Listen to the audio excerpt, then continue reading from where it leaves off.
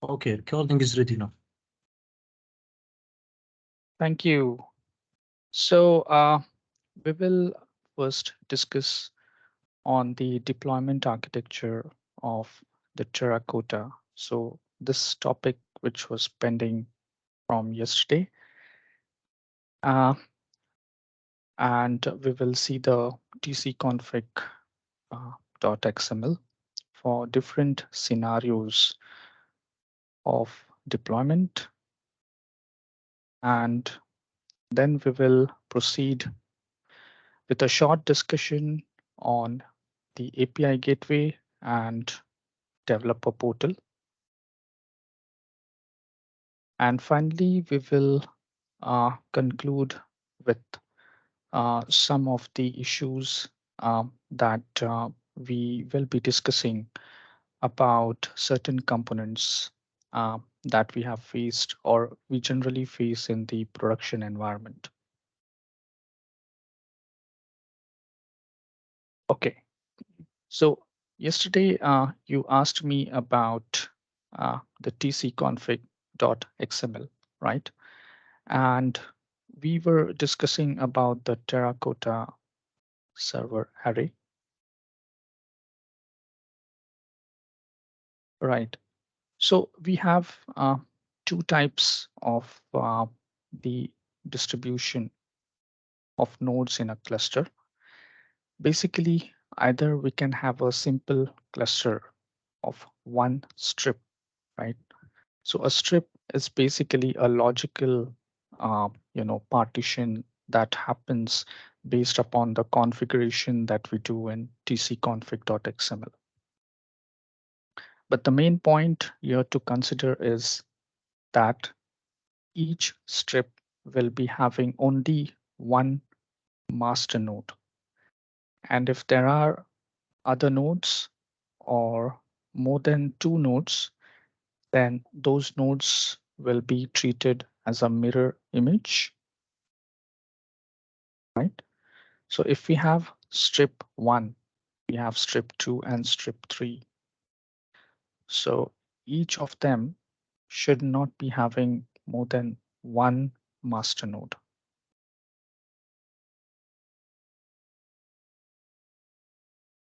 right? So do you follow what I'm saying?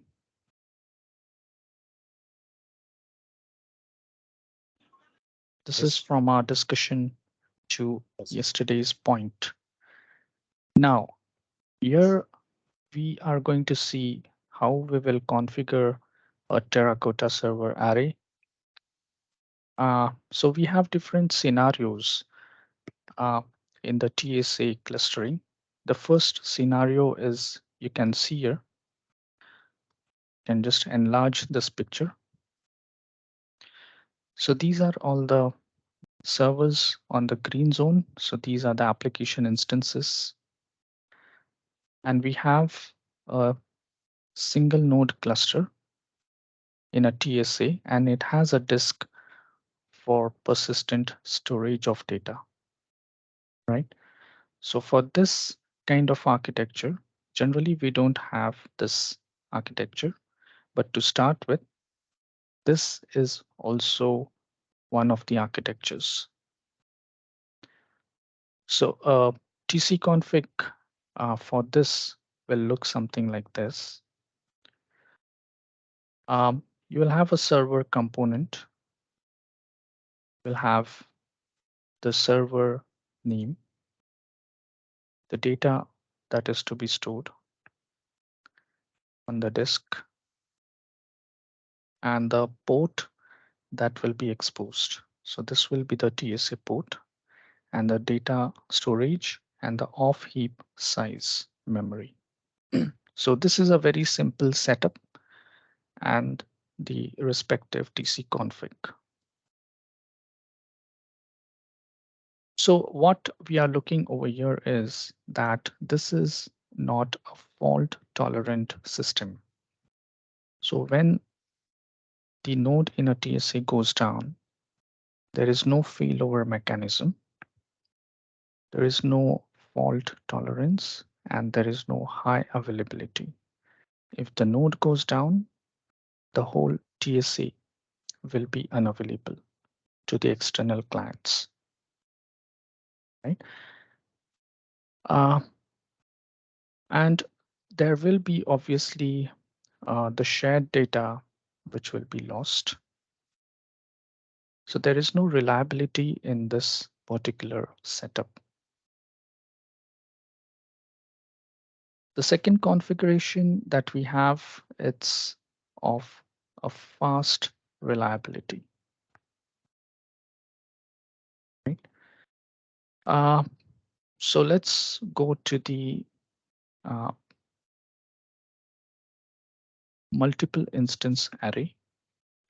So in a multiple node, which constitutes of an array, so each node will have its disk for persistent data, and there will be more than one node. So one node and only one node will be the master. So this master, it's called as an active coordinator in terms of a TSA language. And the other node will be the mirror image, and it will have exactly the same setup as the master node, right? So in this array, if the active Terracotta server fails, then the mirror image, uh, I mean, the failover mechanism will occur, and the active or the master will switch to the mirror instance. So it takes over instantly, and the cluster, um, the client requests are served by the other node. But because we have a common TSA port, this particular request and the data will not be lost. So there will be a high availability in this type of architecture. So there will be a persistent data, and the failover will happen. And the scalability in this case will not be there. So for example, if there has to be a horizontal scaling, then extra nodes need to be added.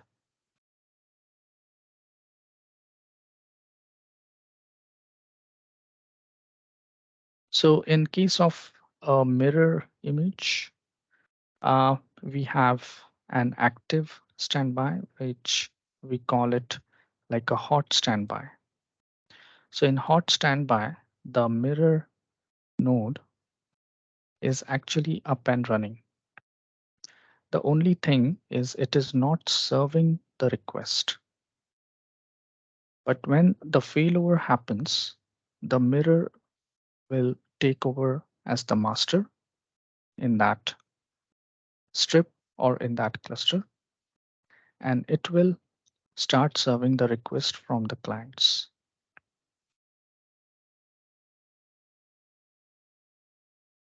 Right?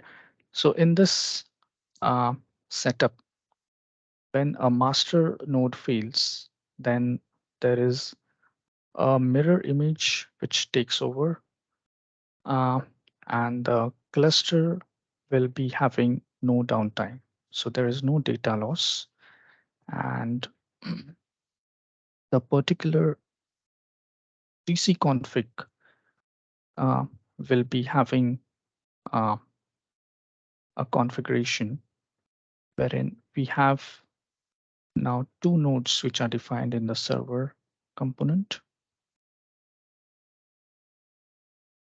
So this is server 1 and server 2. And the data storage will be the off heap and the data storage size that we will be defining for the persistent data for each of them. Obviously, the data directory will differ. So this will be for server 2 data, and this is for server 1 data.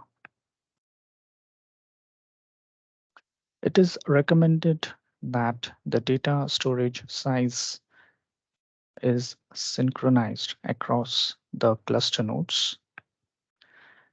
So 4 GB and 4 GB.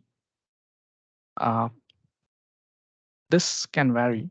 This can be 4 GB, this can be 8 GB, that's fine. But then if we are defining 4 GB as the data storage, it is highly recommended that the same configuration is preserved for the mirror image based upon the earlier configuration, right?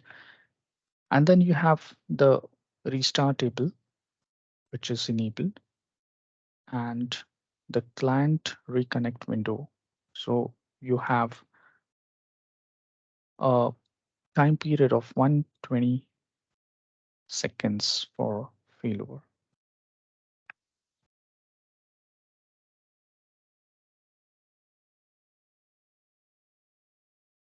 Okay, so as we have seen in the single server configuration, we generally have a single server and it will be in the active coordinator status.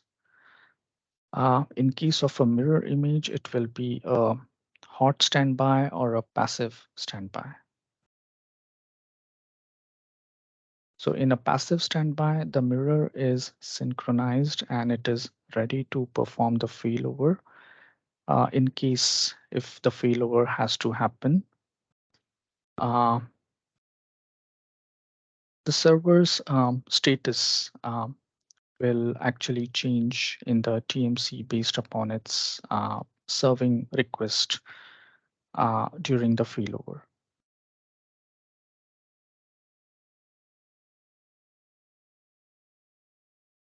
Okay, so let's see the failover. So in case the failover happens, so the active server fails over, and if there are more than 2 mirror servers available, then there is a election. So we basically call it as a algorithm based on which uh, one of them becomes the active. So say for example, if there is one active and 2 mirror servers and the active fails over, now there is an option between the 2 mirror servers. Either of them has to be an active. So there cannot be an active. It's only a failover to a single mirror image, right? So when a successful failover happens, so you have the new active server, which is formed from the previous mirror image, and it becomes the the failed active server,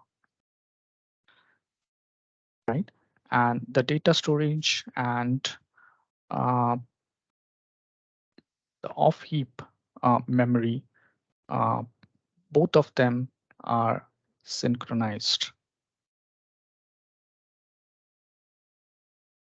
So as I said before, this is a very important point to note.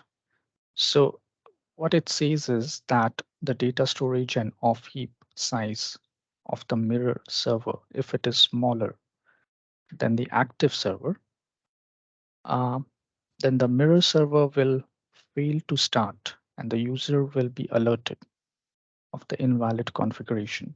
So that's what we saw here. This particular configuration has to be, or it's highly recommended that it should be kept with the same statistics.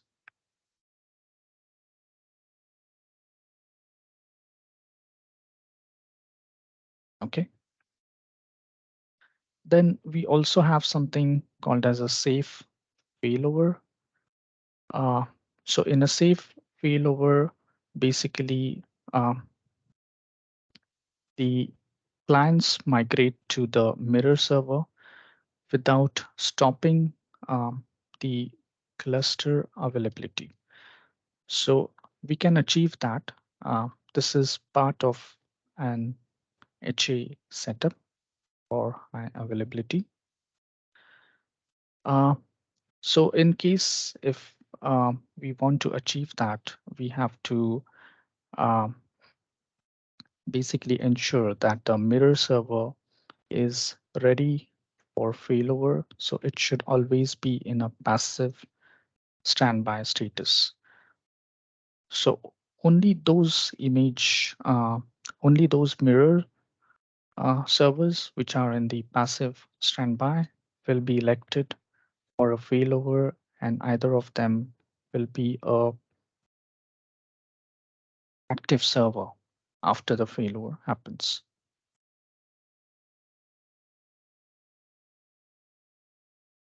So in case if there is the standby mode of that particular mirror server, it's not reachable, then there will be a warning and the failover won't happen successfully.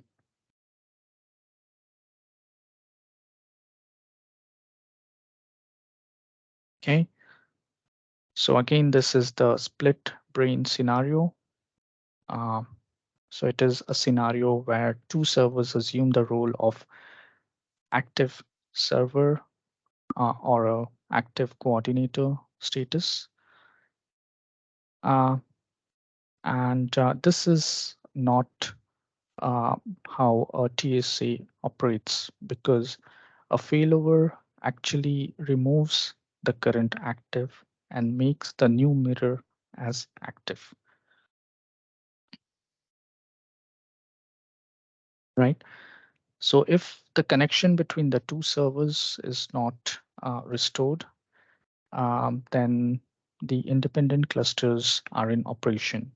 So this doesn't come under the split brain situation. If the connection is restored, then either the clients won't be available to connect to the new active server,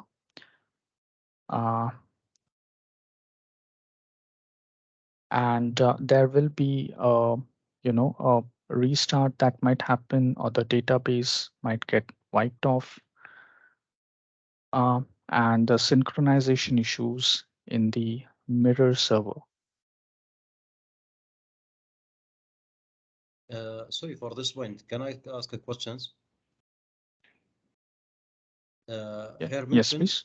if the connection not re-established, how much the time that are allowed for the mirror to become active? Okay, now there's a disconnection between active server and mirror servers. For example, for 1 minute or 5 minutes. How much the time that are needed, and after that the mirror server decide to become active? Is this value configurable or hard-coded? Right. So we saw this particular property, client reconnect window, right? This is for the clients to get reconnected. But in case of a failover, there can be a particular time frame from where the particular mirror server can become an active server, right? So it can vary upon the network bandwidth, or it can also vary upon the synchronization status, or there can be n number of scenarios, right? Now the configuration for that is the election time. You see there. So the mirror group configuration allows to declare the election time window. So it says that an active server is elected from the servers that cast a vote within this window, right? So you have servers in group A that can take 10 seconds to elect, or there can be group B that can take 15 seconds. Now, when this election happens, this is a very important step for the failover, right? Because once the failover happens, the failover can only happen when either of the mirror node is elected as an active coordinator, right? So yes, uh, this can be configured, as you can see here. Is that what your question was?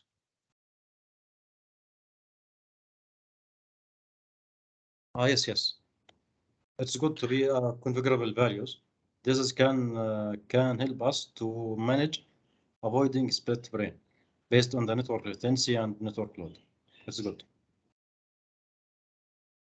Right. Now, having said that, this particular value has to be set according to the requirements of the client. So if you're having uh, a heavy network of clients connecting to the TSA, then you cannot afford 15 seconds latency, right? You need to have a failover that happens very quickly. So by default, it will happen in 5 seconds. So as you see here, the network latency and the workload on the servers, they should be considered when choosing the, the appropriate window. Okay. So coming back to the configuration, so we have a highly scalable TSA. So this is the last configuration that we see here. In this, we are achieving high availability, high reliability, and there's scalability as well. So for failover, there is a persistence of data and high capacity of disk storage as well.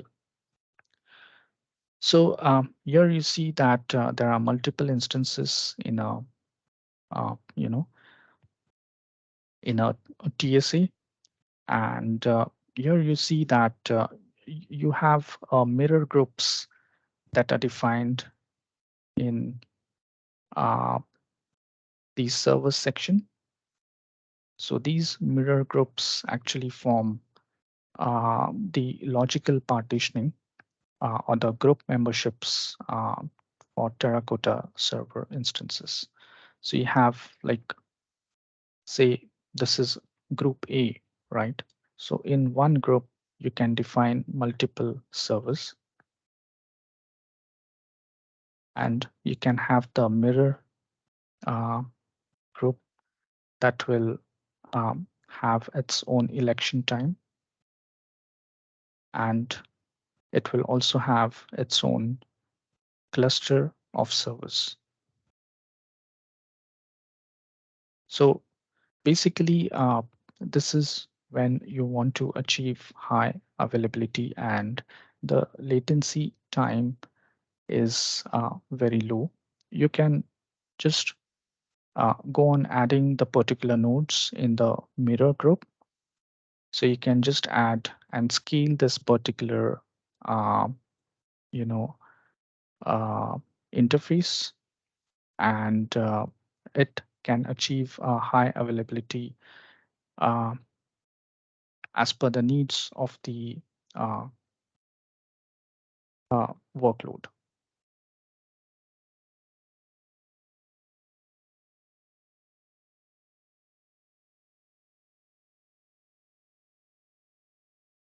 Okay, so um, that's about the TSA with respect to configuring different deployment scenarios.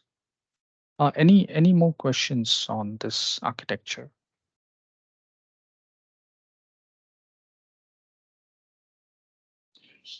From my side, fine.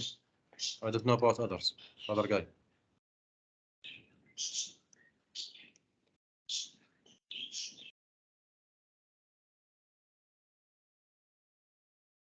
Okay, so I take that as a no, and we move on with our next topic, that is API gateway.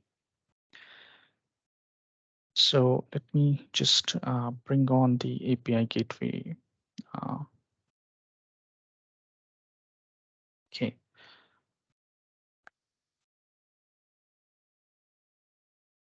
Right.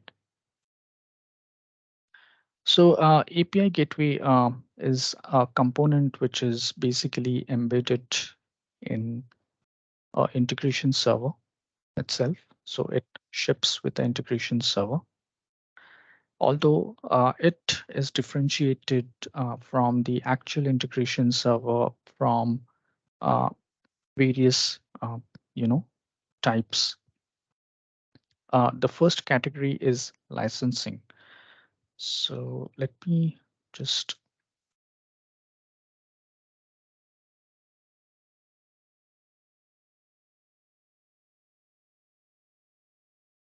yeah.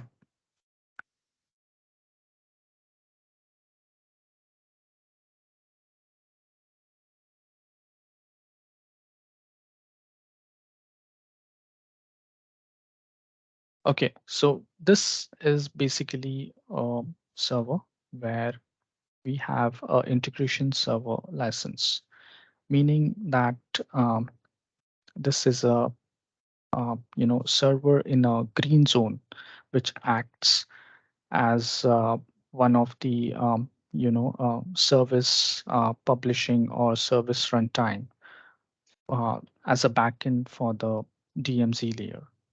So here you can see that we have all the traditional packages that are installed. And when you see the licensing, uh, you actually have the publish, subscribe, the adapter runtime, and obviously the other features, but you don't have the microservices, right? And if we see the licensing details, so you don't have the API gateway licensing. And then we have another server. So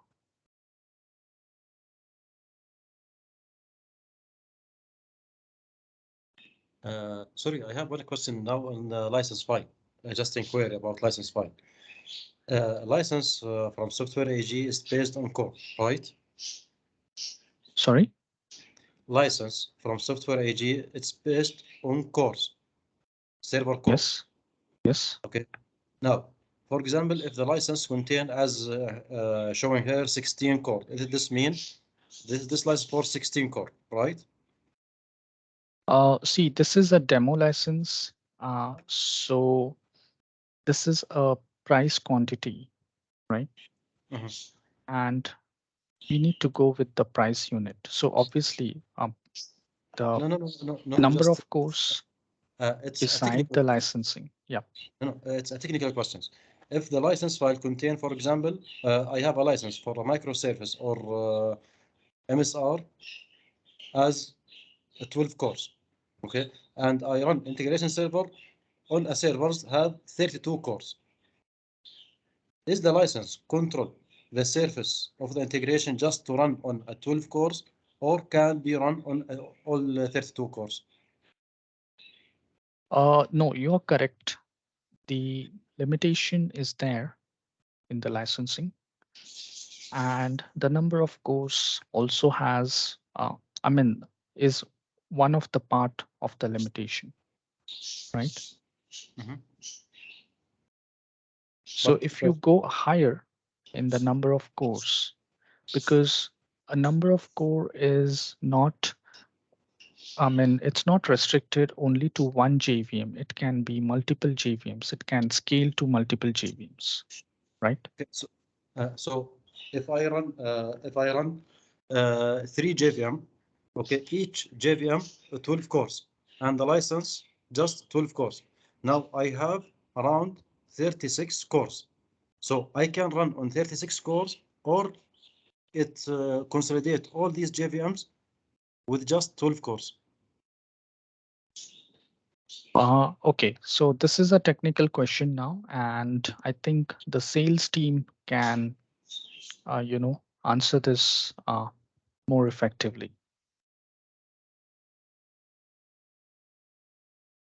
Because I need feedback as a technical with behind far from as a sales or something. I need a technical just. Yeah. So as I said, from a technical perspective, as you can see here, in the license information, you have the quantity, right? But then the unit has core as one of the deciding factor for the price unit. So if I go here and if I show you,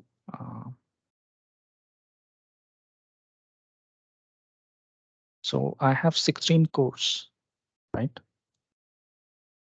Yes, And right.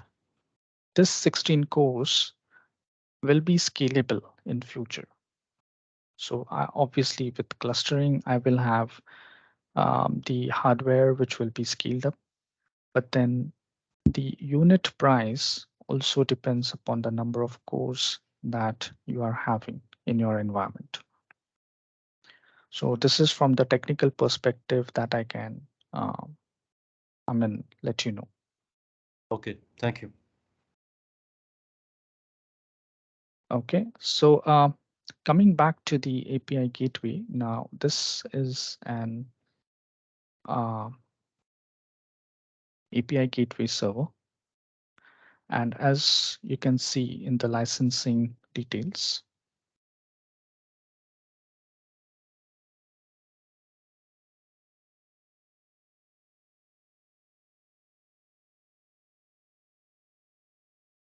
we have the licensing for API gateway, and this is for the advanced version. So we have the policy management, the threat protection, the gateway, and then we have the API management and API mesh. Terracotta, because of the POC environment, I have just included that in the same server, but you can see that this is one of the difference, and another difference is from the perspective of the features that we get. So if we go into package management, so here we have a WM API gateway package.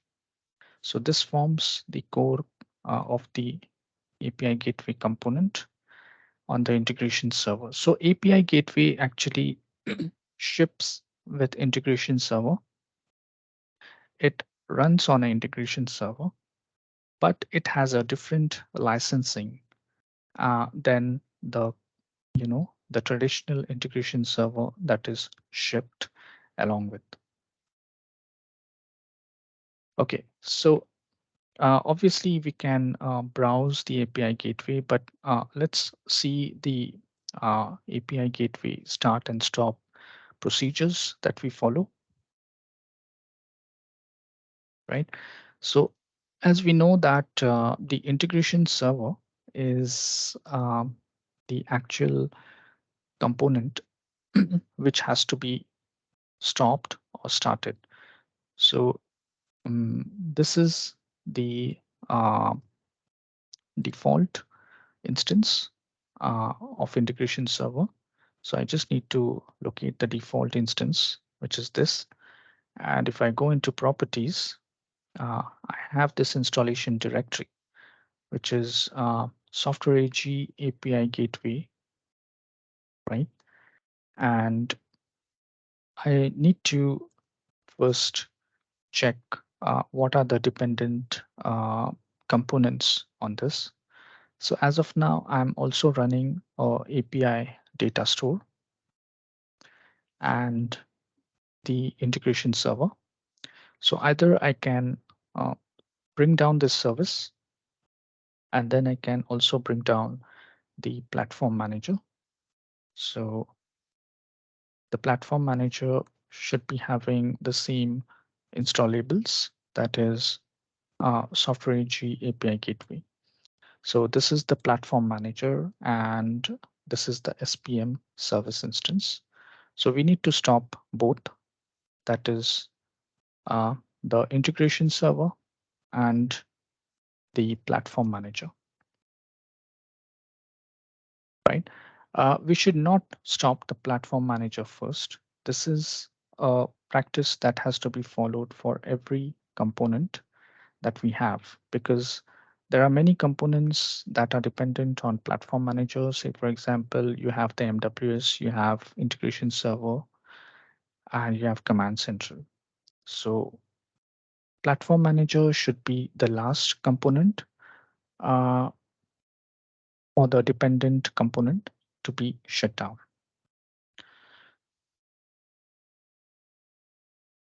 Then coming to the API gateway installation. So we have the installation in Software AG API Gateway, and the instance is the default instance. So here we have the config, the bin, and the document store. So these are basically the configurations that our integration server has. So even the logging will have the same files what we see in an integration server. Now to basically stop the service, we can go to profiles,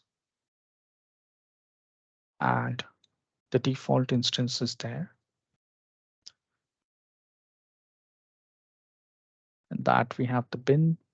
So here you see again, you have the log file and the anchor file. So these represent that the instance is running at the moment. So you have the shutdown.bat file that needs to be executed with the highest privileges. In case if we want to start the instance, we can use startup.sh or bat in case of Windows. Okay, so that is about the starting procedures for API Gateway. Now let's come back to the configuration and the deployment methodologies that we were looking at, right? So API Gateway has basically two main capabilities. Either it can just be part of a enterprise gateway in a DMZ layer, right? So this is also an API gateway, the other node in the cluster. And as you can see that we have two firewalls. One is the outer firewall, which connects to the internet, and it receives the traffic, which is then sent to the load balancer. And the load balancer has connectivity to the API gateway.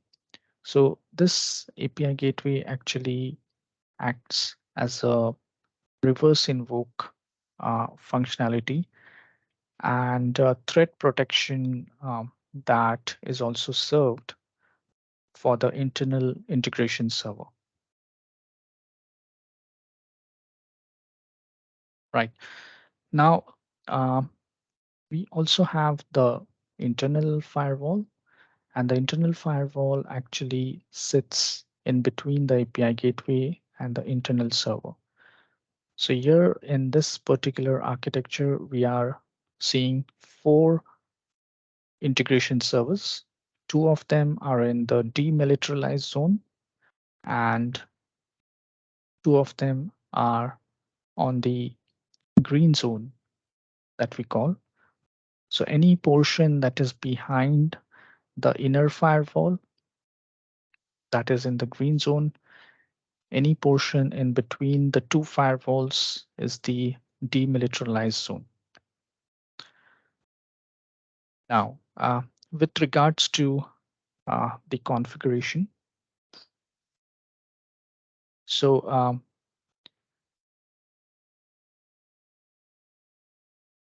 right.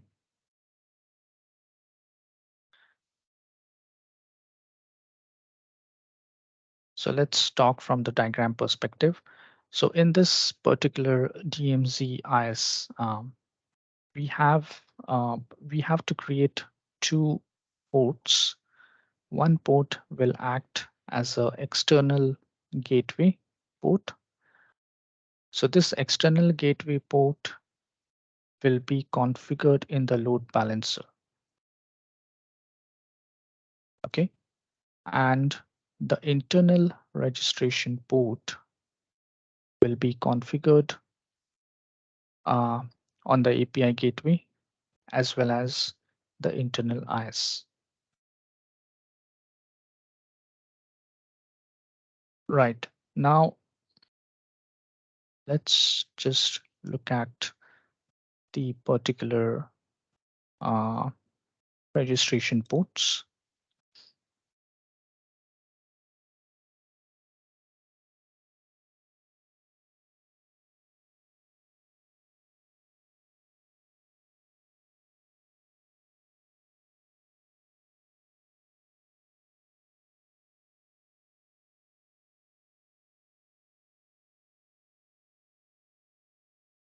Okay, so over here we have two options. One is the enterprise gateway server. So if we choose the enterprise gateway server as the option, we will have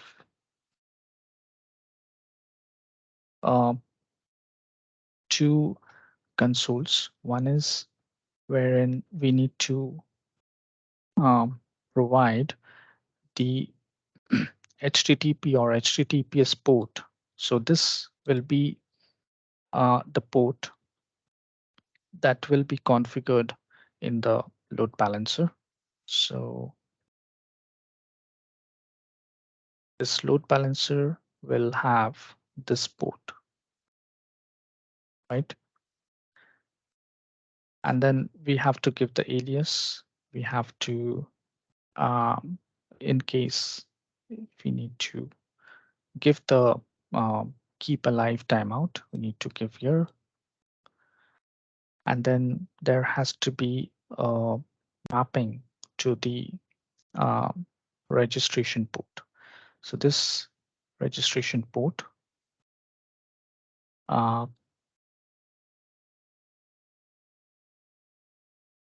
say, for example, if I give this as triplet 7 and alias as internal. So this, there will be two ports that will be created.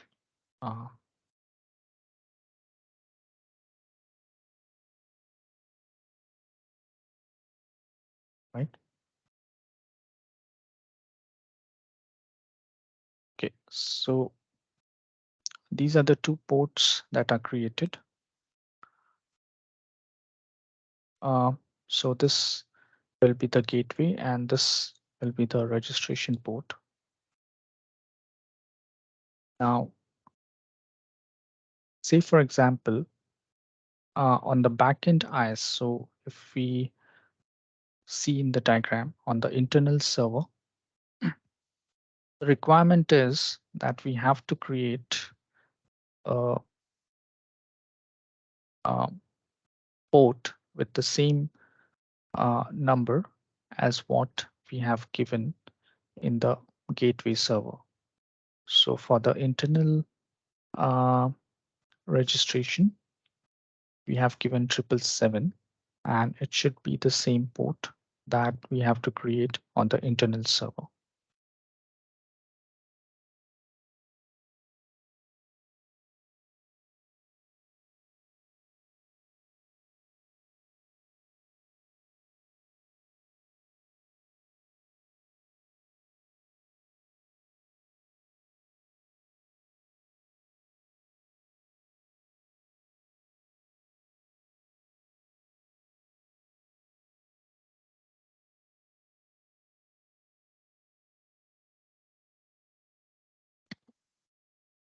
Excuse me.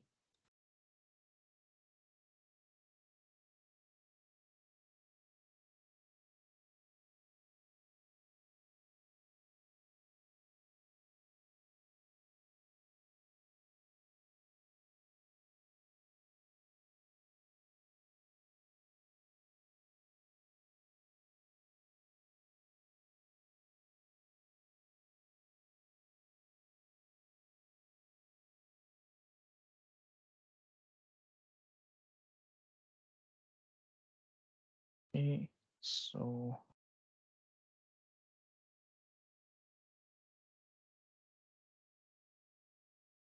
okay, so with regards to this setup, uh, once we configure the ports on that is the external gateway port, the load balancer or the network team have to be notified, and we have to actually advise them to maintain the same port numbers in the load balancer, right? Now, how it works is that the traffic from the internet that is outside the landscape, it will be filtered via the outer firewall, and based upon the IP or the DNS and the whitelisting rules, the traffic will be allowed. The load balancer will then redirect the traffic to either of the two nodes. And once the traffic, say for example, it comes on node A, then the internal registration, so this connection is always maintained between internal server and the API gateway, right? So say for example, I just need to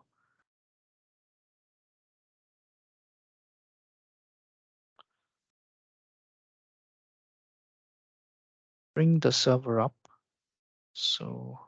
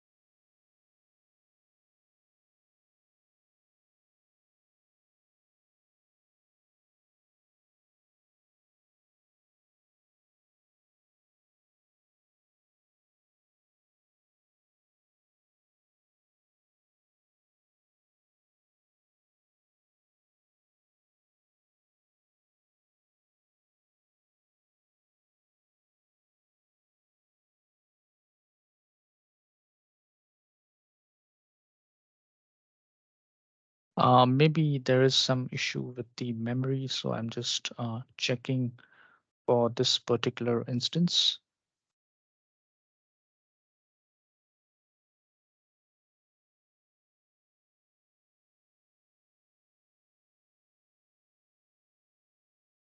Okay, so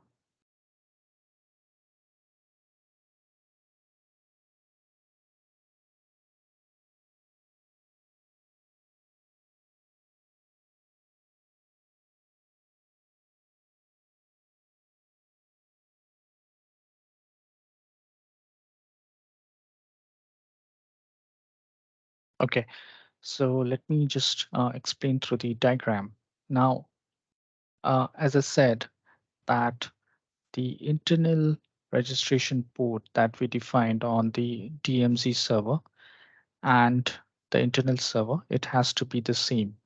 So while defining the port on the internal server, it will ask for the number of connections that needs to be established with the API gateway internal port. So we can give it like 5 or 10. So this will actually maintain 5 connections all the time, even though those connections are used or not. So what happens is, as soon as the traffic arrives on the external gateway port, one of the channel will pull that connection, that traffic, via the connection between the two internal servers or the two internal registration ports. And that is how the internal server will pull the request from the API gateway. The API gateway, that is the DMZ layer, will never forward the request to the internal server. It always comes from the internal server. It pulls the request, it processes the service, the data or the response is then transferred to one of these servers. For high availability, there can be a, there can be a load balancer behind the internal firewall. So the traffic can come to the internal load balancer, and that will load balance these two servers, right? So that is how we actually define the architecture of a, API gateway acting as a DMZ.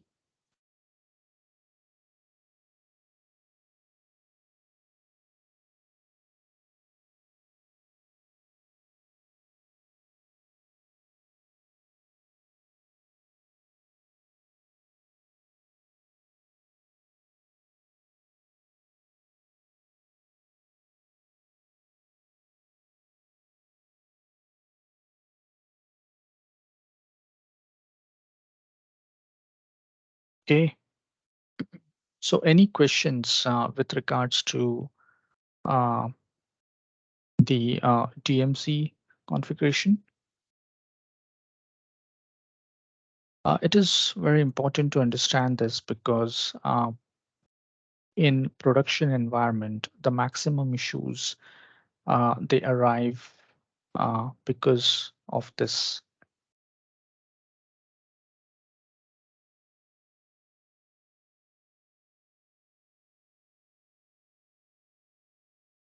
Okay.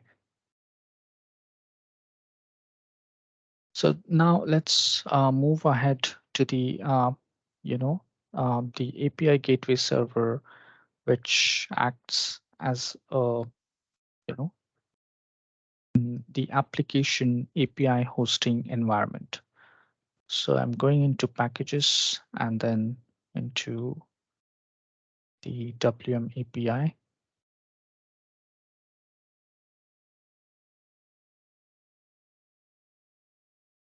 Sorry, that was in the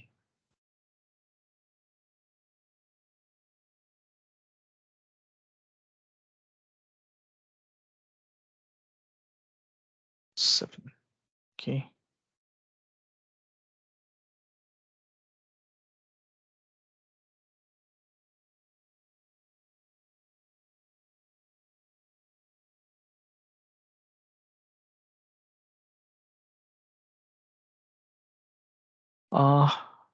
Right. So let me just start this server.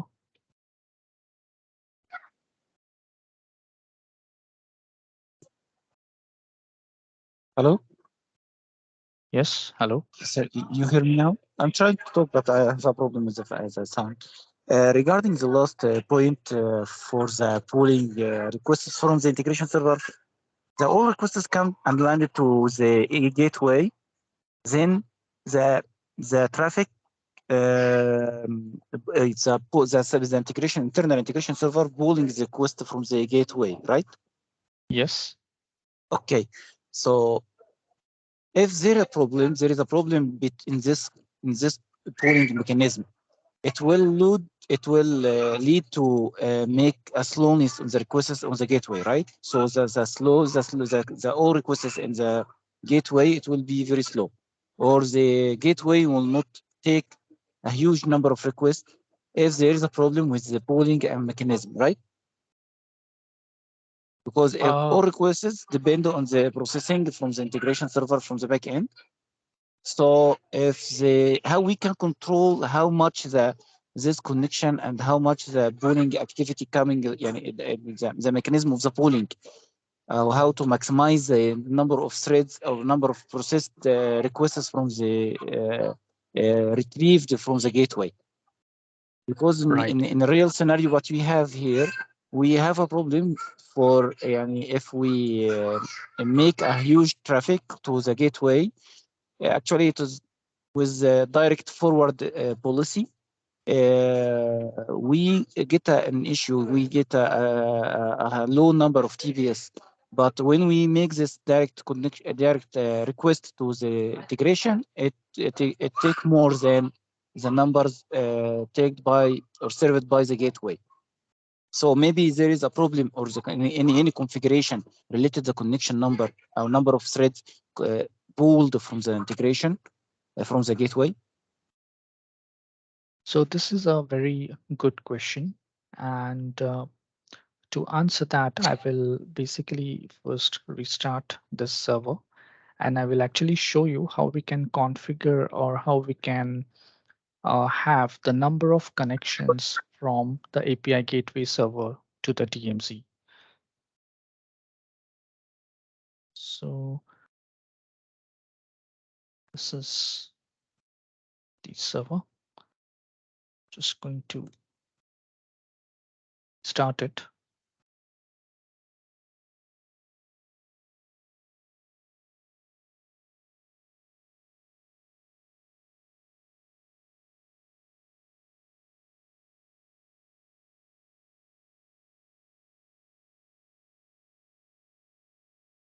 Okay, I want to ask you one question. Now, coming to this diagram, how many load balancers are there in your setup? Is your configuration similar to the one that we are seeing here?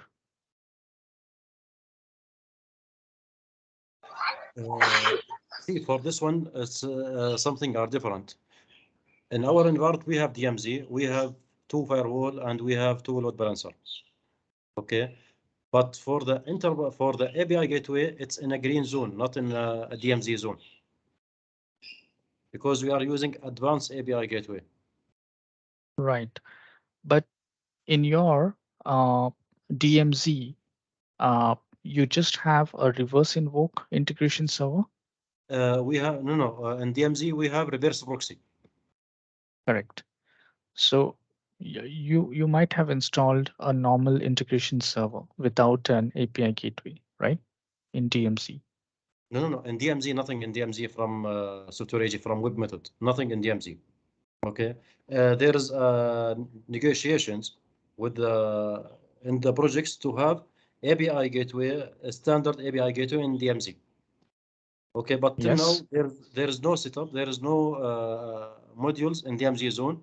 We just using Nginx as a reverse proxy in DMZ, and Nginx communicate with the API gateway in the green zone. It's advanced API gateway, and API gateway communicate with the integration server. Okay, so you're saying NGINX actually acts as a reverse invoke. Yes. Right. Okay. In that case, what kind of setup you have in front of your API gateway, which is in green zone? Do you have another NGINX? Because you mentioned there are 2 load balancers. Yes, sir. Right? No. And in the front of API gateway in the green zone, there's a load balancer, other load balancer. We have 2 load balancer, one for DMZ, and this in DMZ zone communicate with the Nginx. Okay, and Nginx in the backend communicate with the internal load balancer, and load balancer communicate with the API gateway. Right. So the internal load balancer, what kind of load balancer it is? Is it a Cisco or is it? No, F5, big IB. Okay. Okay. And the same load balancer will be on the external as well, yes. Right? That's about different boxes, physically isolated. Right. Now I got you. So ideally speaking, if we have a web methods integration server on the green zone, now in your case, your advanced API gateway is acting as both, that is the Integration API server. gateway plus integration server. Yes, right. But it is also advisable that you place one more layer of API gateway, as you mentioned, a standard version of API gateway, and that will sit in the DMZ. Muhammad, Now, I keep this for Muhammad Abdikarim because Muhammad leading the discussion with the project team about this addition to the deployments, about adding standard API gateway in the DMZ zone. right. But then it is also important to understand what advantages your setup will have about the Nginx load balancer. So this standard API gateway will replace your Nginx Right. servers, right? Right. Yes. Okay. So uh, just to clarify, like there are a couple of advantages which are very important. So this is like if you have a standard API gateway, obviously it will play the role of what Nginx is playing right now. But then Yeah. what happens is that it also has a feature wherein it can hold a certain number of requests, right? Uh, what will happen is it's like you can imagine a queue that you create on a universal messaging. So what happens in a queue? In a queue, if the subscriber goes down, the documents they keep piling up in the queue, right? And until the subscriber gets connected, the queue uh, will keep piling up. It will store the messages. Now, the same thing happens on a standard version of API gateway. So what happens is it will have its refill value. So this value, as an administrator, we can configure on the standard version. Say, for example, 100 requests or 200 requests, they can be stored in the API gateway, right? And once the backend, that is the green zone, gets activated, they will automatically pull the connections or the requests that are lying on the API gateway in the DMZ. So say there are 100 requests which were piled up. So if the capacity of the DMZ layer is of 100, then the next request, which is 101, from that, all the requests will be rejected until the point when the internal server comes up and it empties the uh, queue of the connections that are held in the API gateway. So it's a very important feature when you're working in a production environment. Do you have that facility right now? Say, for example, if your backend internal, that is your green zone, stops responding, right? If it stops responding, uh, do your Nginx still accepts the request? I don't think so. No. It will. It return with the bad gateway message because it's open source. Nginx is not Nginx Plus or not Nginx control Nginx stack. Okay, it's Nginx open source. Correct. Now, when we talk about API gateway in DMZ, it will not throw a bad request suddenly, right? It will have a time to live property and it will hold the connections. Once the green zone comes up, it will pull the connection. It will basically invoke the service and the request will be sent. maybe the delay is for 1 hour or 2 hours. After 2 hours, the client will get the response for the connection that was held in the API gateway. See, now I check our instance. I didn't see the options for defining ports for the enterprise gateway because we are using advanced API gateway, and this feature that you are present now not available in the advanced API gateway.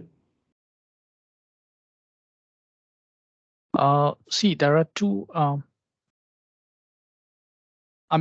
Advanced API gateway is basically a gateway which hosts the APIs, right? So it is in the green zone.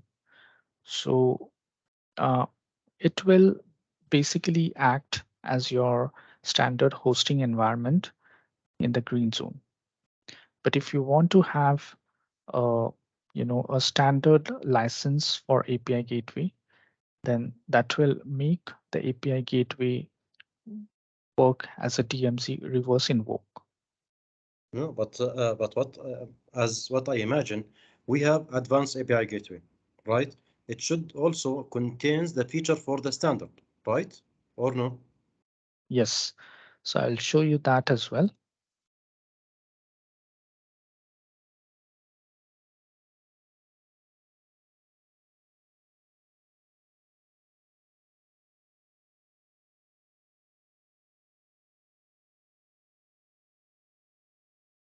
Okay, so let me just start.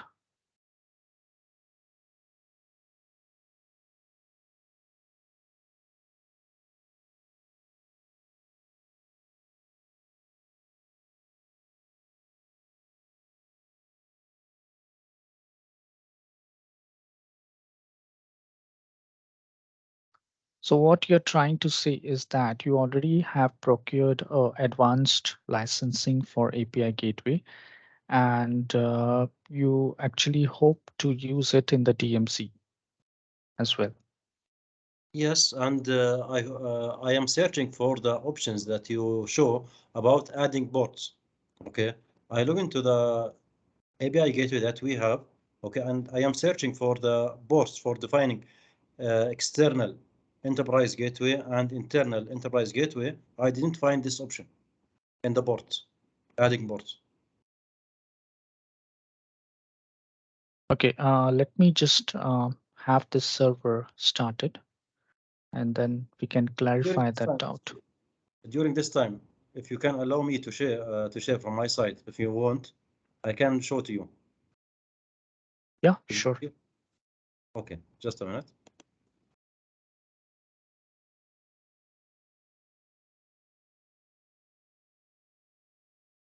See here, this is the API gateway that we are using.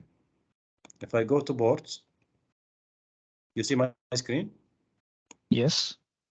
Okay, here I need to add a port. Okay. Nothing here related to enterprise gateway. Right. Can you show me the licensing? Okay, this is the licensing. Right. Into enterprise gateway, yes. Right. So the thing is that you have the enterprise gateway, but this is an advanced version. So if you go in the licensing details,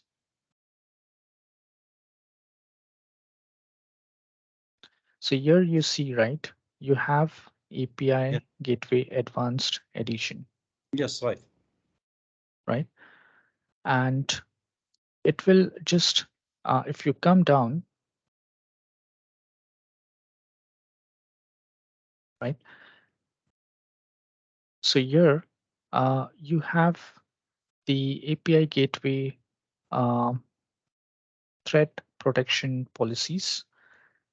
So if you go into the on the top, right, you have reverse invoke and you have enterprise gateway both. No. If you just scroll down. Here, Yeah, you over there. here? Yes. Yes. Yes. Okay. So You need to procure the standard edition of API Gateway, because the reason being that the advanced edition is only meant for API gateways to host the APIs, and it won't allow you to actually define an external gateway and a registration ports over here. So I'll show you that. I think my server is getting up.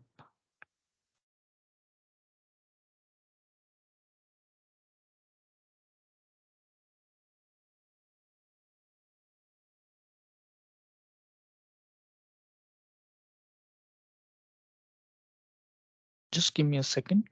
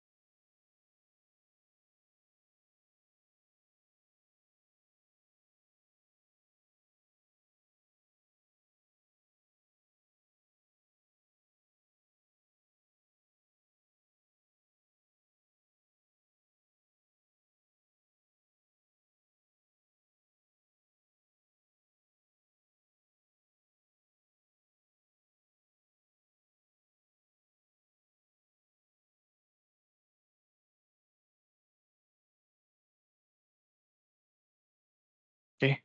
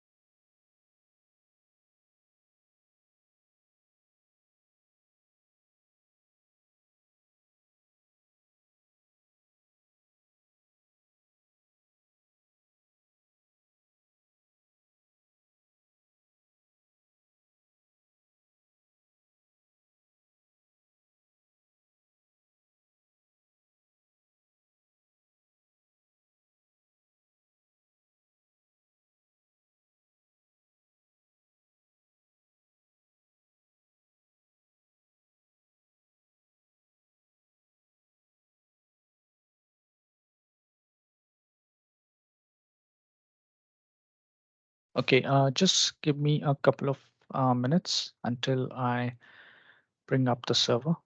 Till then, I'm just sharing my screen.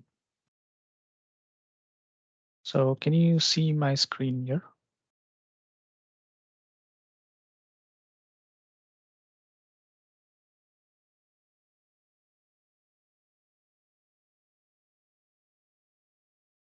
Hello? Yes, we are. Okay. So in this particular screen, I'm just using this server as an enterprise gateway uh, without an API gateway licensing installed.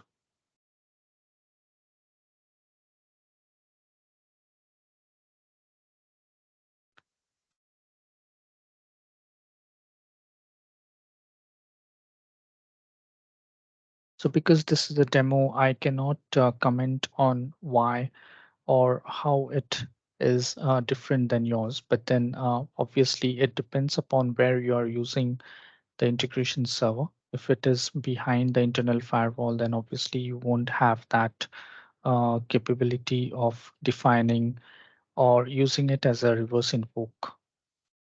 Although it says that it is reverse invoke, right?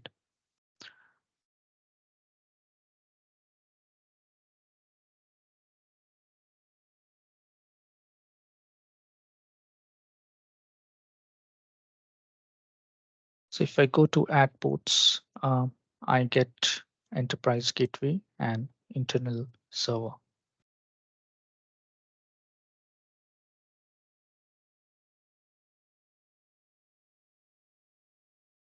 Okay.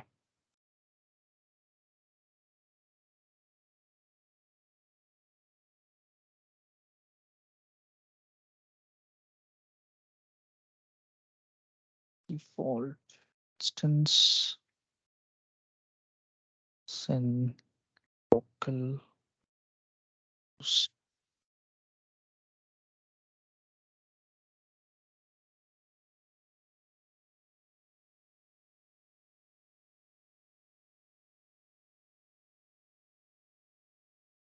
Any other questions with regards to the DMZ layer?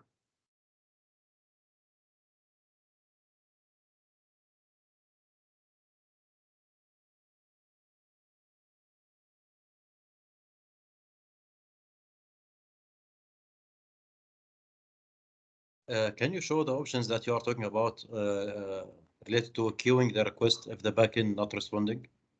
How the configuration is done on the API gateway?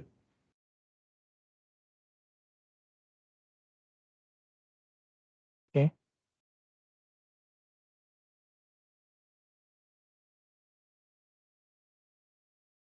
So I talk about ports.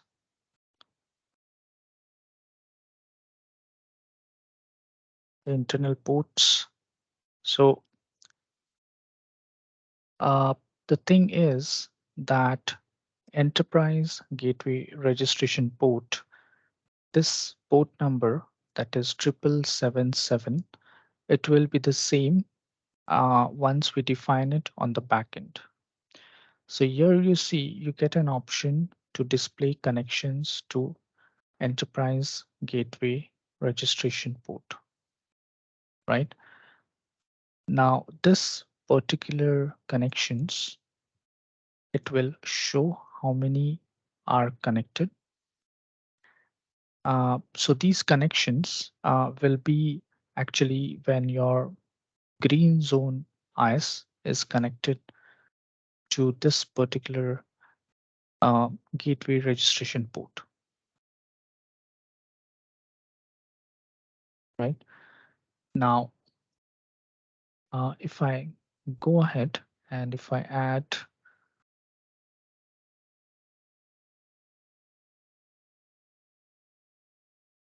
internal server, right? So here I'm just showing for the POC. This internal server configuration has to be done on your green zone.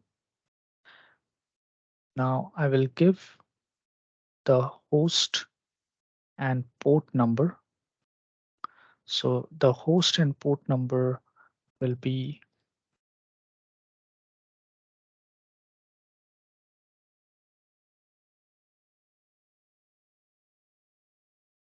this one.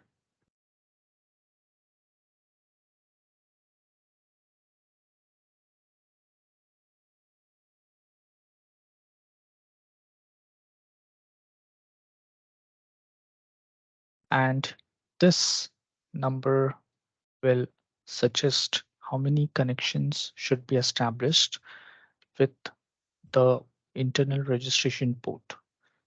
So here, if I give 10 or if I give 100, it is totally up to me. But we need to understand that whatever max connections that we establish is basically the pool size for having a connection uh, to the internal ports. But at the same time, the internal server will allocate uh, 10 threads simultaneously, and they will remain allocated uh, even though the traffic is not flowing in between those nodes. So this max connection property, it will actually give you that leverage to scale up the number of connections in between your uh, green zone and the gateway server.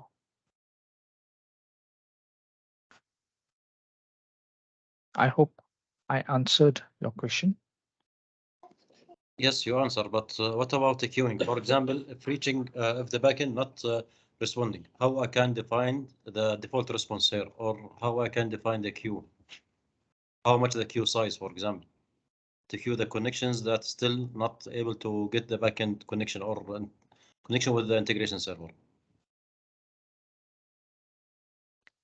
See, this is your queue size. This Max will be your is the queue size. Yes, this is your queue size. So what it means is, say for example, the backend IS or the backend cluster goes down out of network. Then the moment it goes down, if we have 100 as the max defined connections, then the next 100 connections that are incoming, those will be stored on your DMZ layer, right? And the connection that is after 100, all those connections will get HTTP error response code 500. Okay, for how long it will stay in the gateway waiting? It will be there in waiting. So there is no time frame that is customizable. Say, for example, the backend IS comes up after 1 hour or 2 hours. Then these 100 connections will have the request which the client has sent, right? So these, uh, I mean, the requests, these 100 requests will then be pulled by the IS, that is the backend IS, and the request will be served accordingly. Okay, fine. Let me return to yesterday questions about synchronizing. Now, if I have multiple gateway in the DMZ, I have, for example, 4 servers, and I make these configurations on the first server through the load balancer. How it will be synced with the other servers? This is our pending question from yesterday. Did you get answer for this and clarification about syncing assets, packages, and configuration between servers? Right. So the yesterday's question, in that we had two subtypes. One was synchronization across the data center, and second one was synchronization in between the nodes of one cluster. So the thing is, there won't be synchronization across DC. The synchronization won't happen. The reason being that the big memory or the shared memory, it is not scalable across the data centers. So it can remain in cluster, but it cannot scale beyond one data center. So the synchronization of data, it won't happen across or between two data centers. So are you getting me on this first point? So in this case, if I need to make a change on the configurations, like adding ports, Yes. I Yes. need to connect to each server and do this. Yes. Yes. So there is a process called as CI/CD, right? So you need to perform CI/CD on those servers. CI/CD, you meaning from third-party tools, for example, Azure or Jenkins? Yes, correct. I mean, it depends what has been configured. Okay, but imagine we have 30 servers or 60 servers. I need to connect to a console for each one and do the same changes on each one. I think we should have something related to our configurations. Why we have, for example, Elastic. There's a core data stored on Elastic. Mm-hmm. So, Okay. for Elasticsearch, is it scalable across the data centers? I don't think so. No. See. We are not talking about scalable about between sites or Okay. recovery. We are Okay. talking about in the same site. Okay. I Okay. have farms. Okay. I have farms and the DMZ. I have 10 servers. Okay. I need to deploy package. I need to make some change on the configurations on the API gateway. Okay. And the extended setting. So these changes and these deployments, I need to go to each one and do it manually. This is the point. This is a big challenge here. Now, if we are talking about CI/CD, okay, CI/CD can be handled on the packages, but what about configurations? Is it compatible to manage the configuration through CI/CD? This is the point also. Command Center, cannot we do the same thing from Command Center? We have a Command Center from Software AG. So, why don't you switch the configurations to a central repository like a database? How this can be done? I mean, say for example, you have the the key and the key value pair, right? So if you are picking up this key value pair across multiple servers, you can place it in a database, and that can be actually a centralized configuration across different servers. Okay, see, we need how this can be done through Software AG. Uh, no, it's not about software AG, right? So say for example, if you have a service which is deployed on 3 different nodes, right? And it is using a key value pair from the disk, right? The configuration is defined in a certain file which resides on a disk. So this configuration, it is not centralized. It is actually residing on each server. So rather than having an isolated configuration, you can obviously switch to a central database, and you can pick up that particular configuration for each of the nodes. And all you need to do is you need to make changes in one entry, and that will reflect to all the servers. All you need to do is reload the package, and it will have the uh, updated key values. Okay, this is you are talking about packages. Now, can this be done on the file server.cnf? Server.cnf, it's a configuration file related to the integration server itself. If I make a Yes. change, if I make a change in a server.cnf, how this can be synced or how this can be converted to a key value to be stored in a central database, conversion database. Okay, now if you're talking about server.cnf,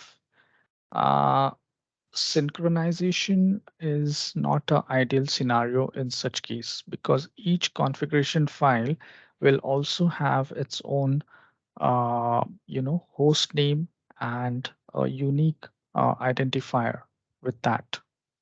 So if you synchronize the same file across different nodes, then the particular the particular node value won't be retained. So say, for example, if we talk about a configuration file, say, if we talk about a configuration file for packages, that's all right. But if we go into config, so we have different configuration files here, right? Yes. So we have the server.cnf, we have the ACLs. But then if we open server.cnf,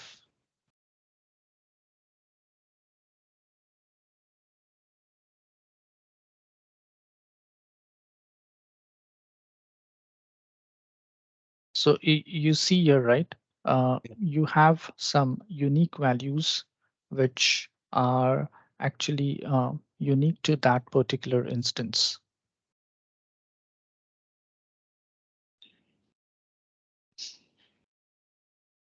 Unique for particular instance or particular server? Yes, particular server.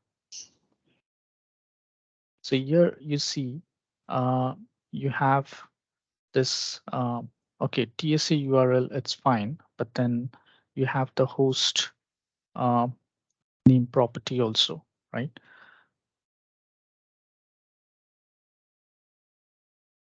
So it is in a way that if you are talking about having a synchronization across the configuration files, then it will lead to failures as well, because there are certain there are most of the configuration files, they depend upon that particular server name or the instance name.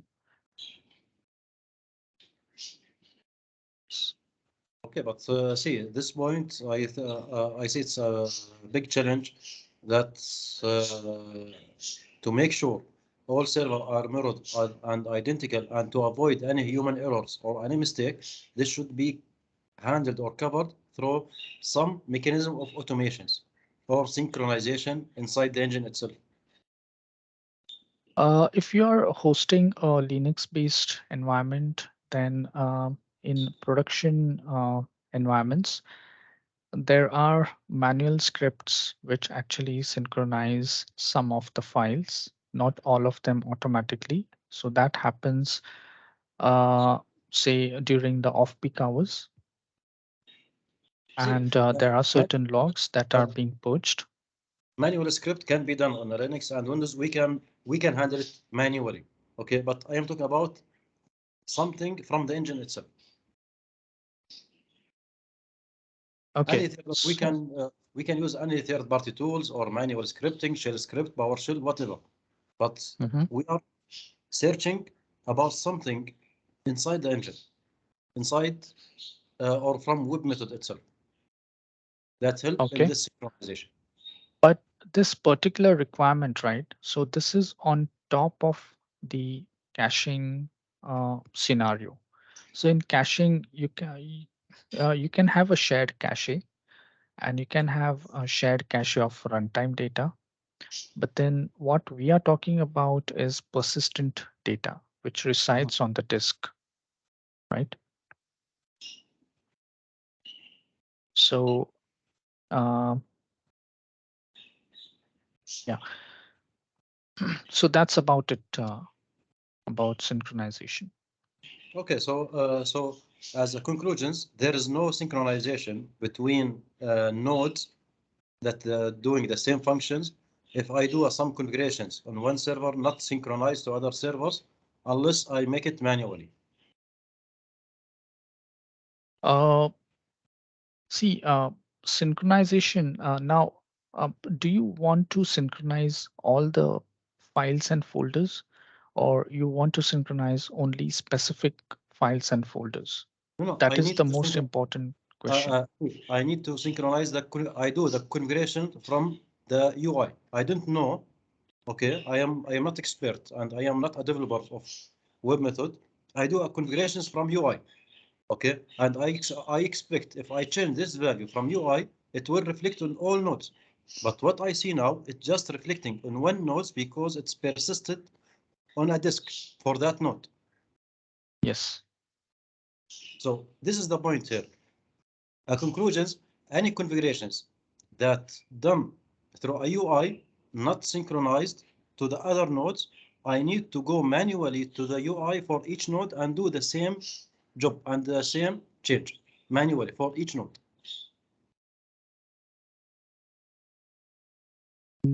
Okay. Yeah, I see your requirement, but as of now, I don't see a solution to that. Okay, because this is a customized requirement.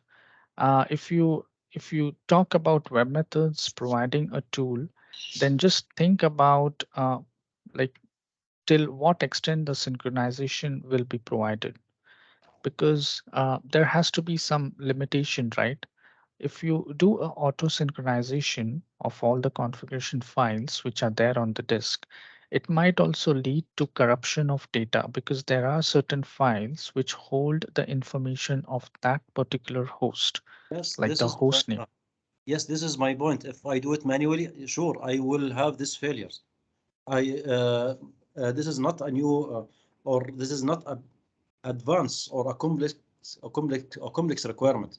This is a basic for each module should have mechanism to synchronize configurations and to make sure any nodes part of a specific cluster should be synchronized. See, as of Okay. now, what I see is that it has to be synchronized with certain scripts, because there is a customization which is required, right? Okay, clear. Yeah. So moving ahead with the API gateway discussion.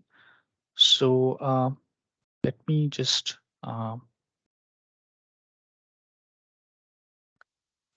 start this instance.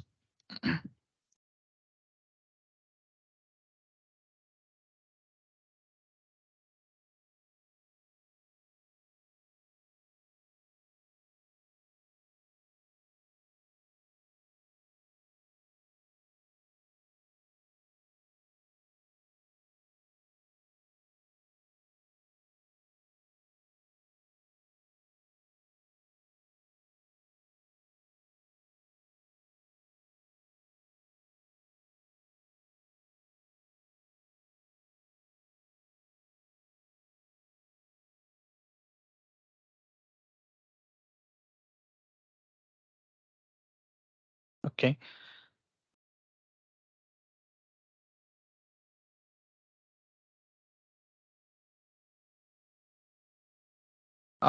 Right. Now, until the server comes up, I would just like to pitch in about the features that are as part of the advanced version of the API gateway. So when we have an API gateway, which is behind the internal firewall, so you get a leverage of the API development.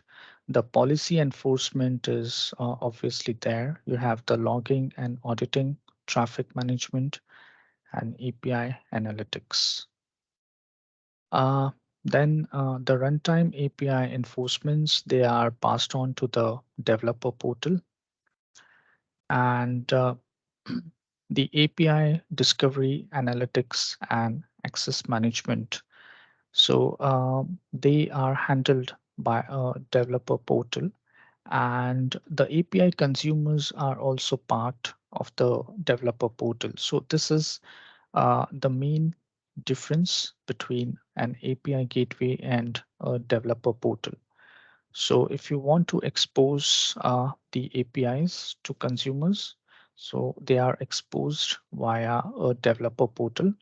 They have a mechanism for discovery.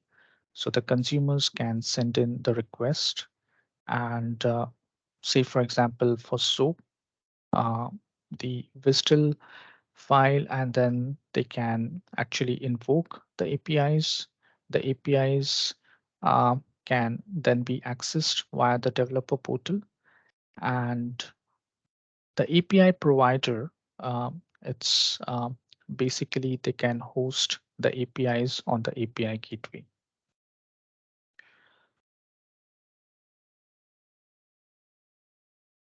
Okay, so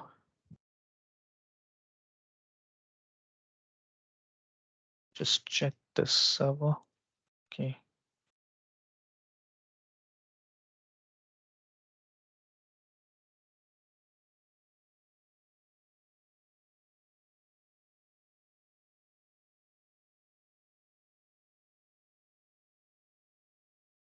Okay. So this is the UI of an API gateway, and we can create and manage the APIs for REST, for SOAP, for OData, WebSocket, and GraphQL. Now, the APIs which are hosted, we can also either activate or inactivate those APIs, and we can manage the endpoints of the hosted APIs. So let me just create an API. I have, say, for example, so it will ask me for an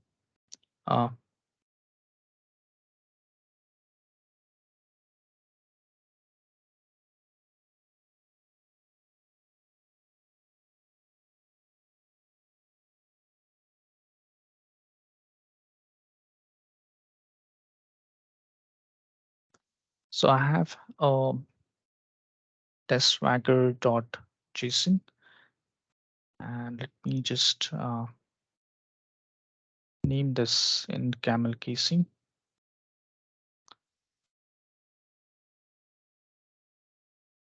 And I'll just give the version as 1.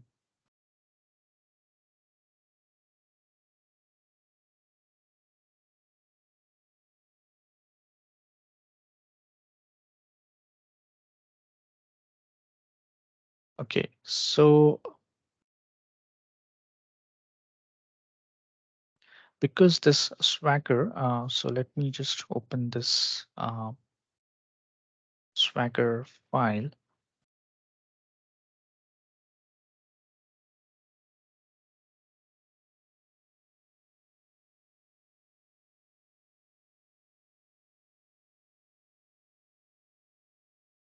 Okay, so basically this is the file that I have imported, and we have different functions, different APIs, and there is an query string in the request parameter. So accordingly, I've imported this JSON Swagger, and it has created 4 resource methods for me, right? And this is actually a get method, a post method for all the functions. So here it has a delete method as well. And we can actually mock the response. So here the Swagger is generated, and we have the RAML and the Open API.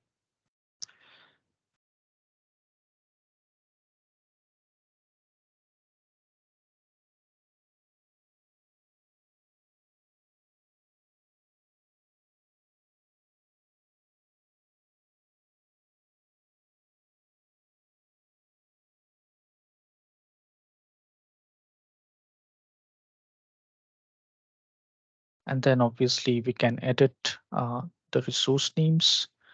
We can also add extra resources, and we can give the methods for the resources. Obviously, we can describe those.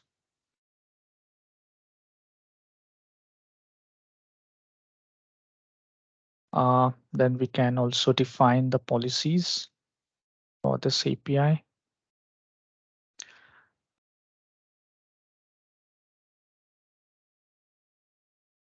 So if we want to route the traffic, we can route it to the endpoint URI.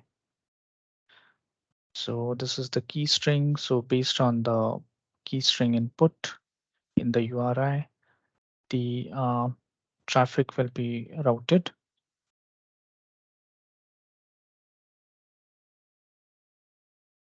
So here you see that these are actually the functionalities which Mediator had, and you can have content-based routing, you can have conditional routing, dynamic routing, you can have a load balancer routing, can also have a custom HTTP header.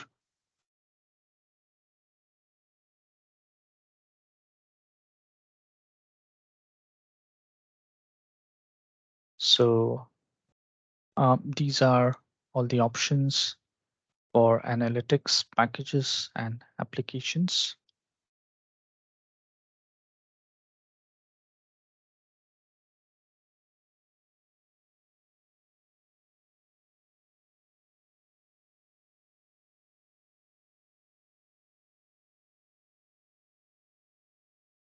So this was the request that we had made earlier, and it will show you this response for that particular event.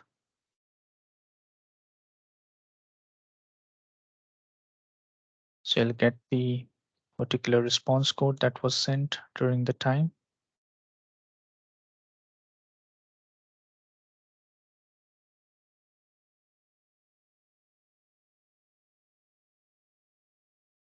So that's about the API. Then you can also have the policies that you can define. So these are the threat protection rules.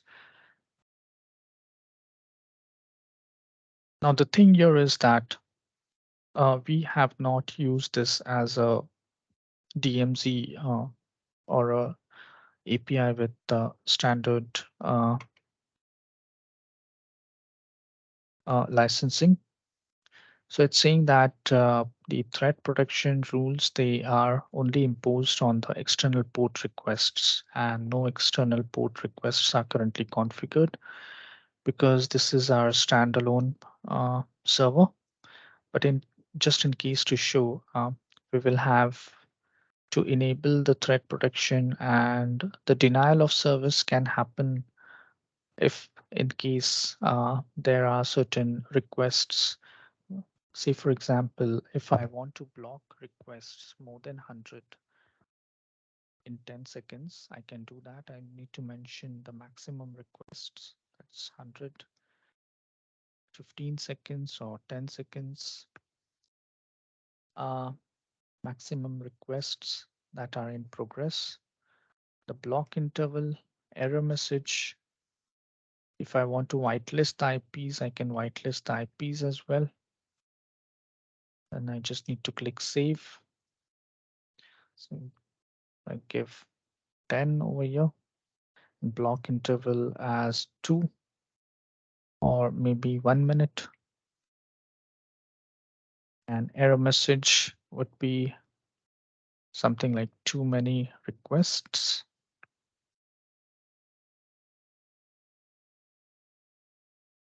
Okay, so we have the policy added here.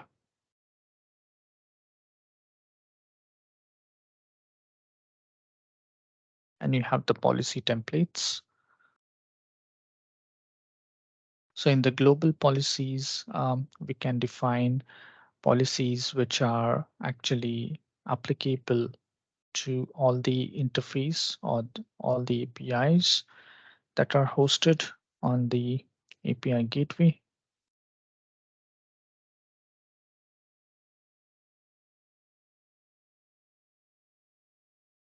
Then if I want to add a rule, I can add a rule here, the rule name, deny request. If I want an alert to be generated, I can have an alert generated. Need to define the settings, how I want it, whether I want it through an email. I can use custom setting.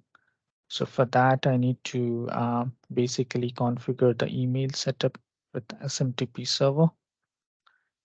So in case of rule violation, I can add the email IDs of the administrator wherein that particular alert will be sent. You have the message size filter.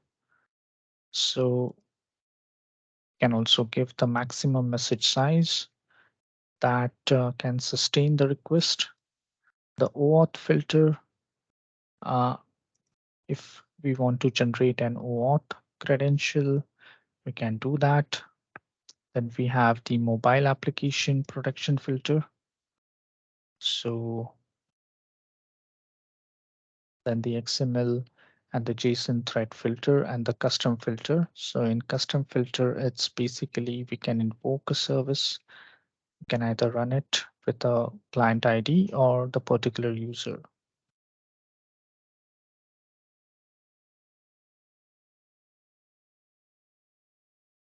Okay, then applications, we can create an application. So this will be a basic information that would be needed. So something like get books.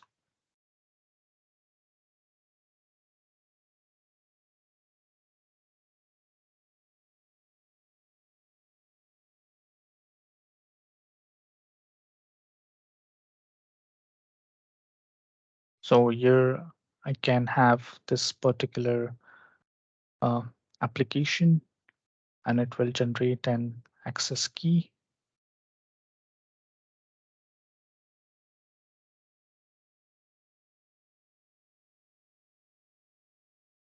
So at the moment, I will not have this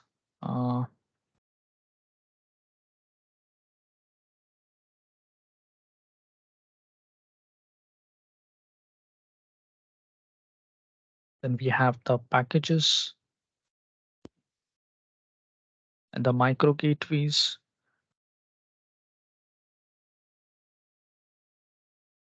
So app mesh, it's generally not covered.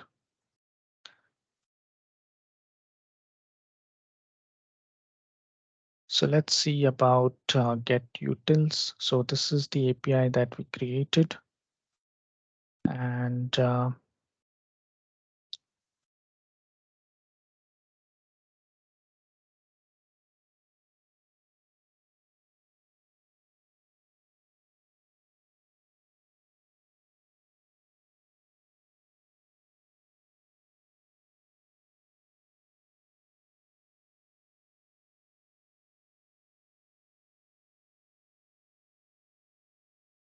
okay, so API mocking, it's basically when we want to test it in a QA environment and we don't have any backend systems. So we can create some demo stubs. So when this particular API is invoked based upon the query string or the input parameters, the particular mocked response can be triggered and sent to the consumer. So the input has to be declared for the particular APIs, and then the mocked response for that particular input can be generated and sent ahead.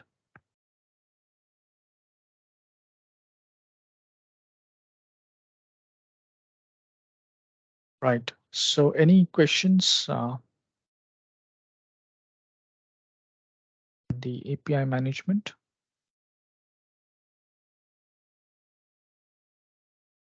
you want, we can generate documentation as well.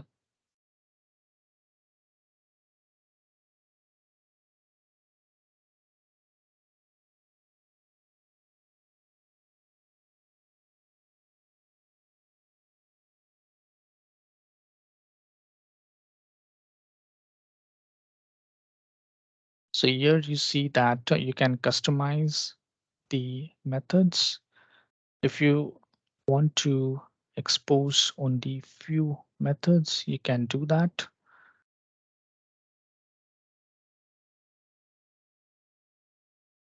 Then you can also mock the response. So you can add the response here. Content type will be XML.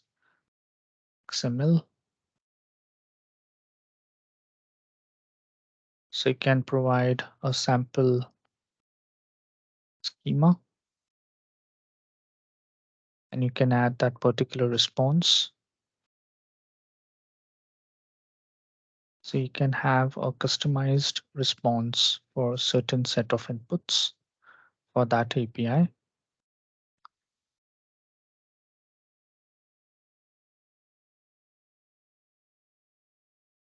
Okay, so it is 2:03 right now, and we are left with the developer portal and the main part, that is performance tuning and issue management. So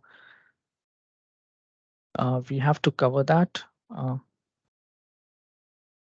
Can we come back after a break of 10 minutes and start with our session?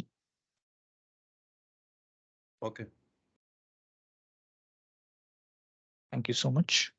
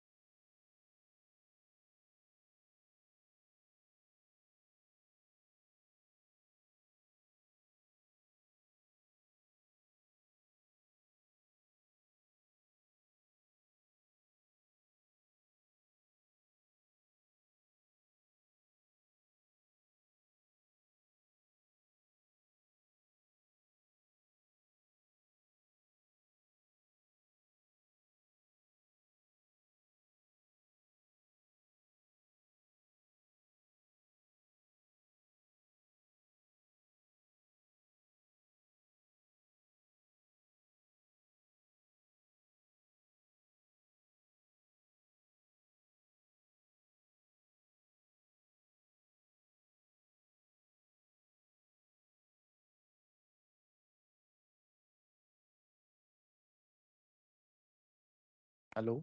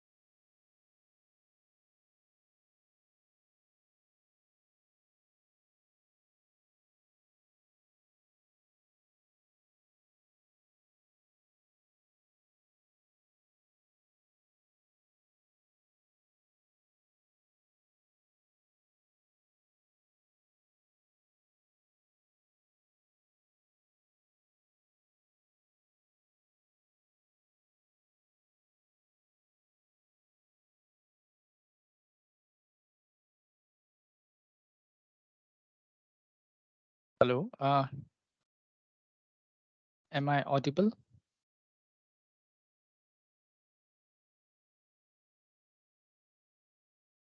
Yes. Okay, so we are good to start, right? Everyone is back from break. Yes. Yes. You can start. Okay, thank you. So, yeah. So let me just bring up the developer portal instance as well. Okay.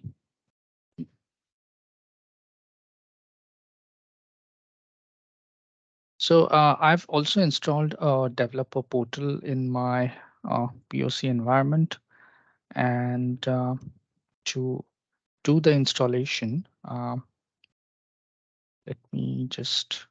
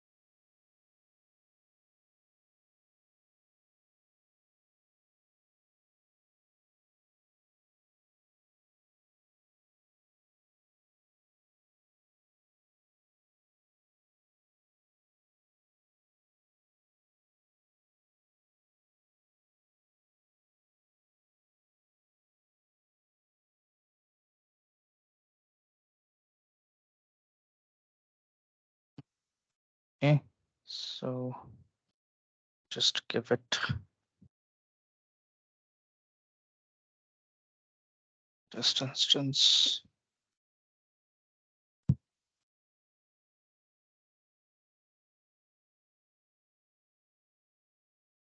Okay.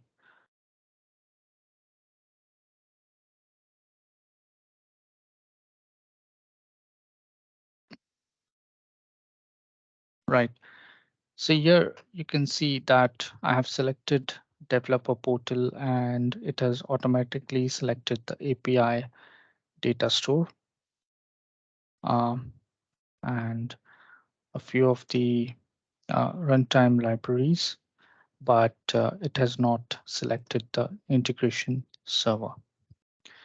So it runs independently, although there is a difference. I mean, this is one of the major difference in terms of architecture with API gateway server as well, right? And I have installed this over here, and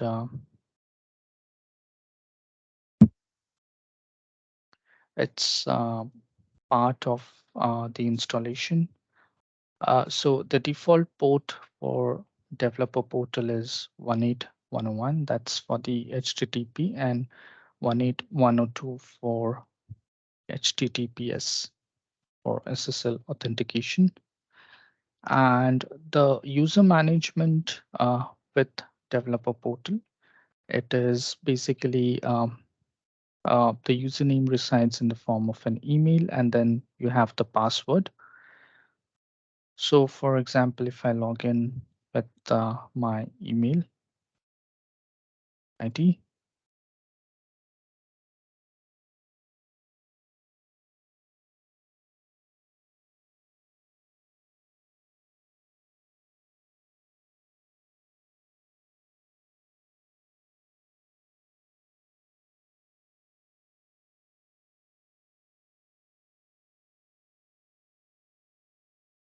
okay, so maybe this user is deleted.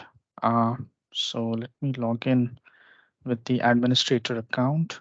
So this is the default account, which has full privileges to administer, view, execute, and manage the APIs which are published via developer portal.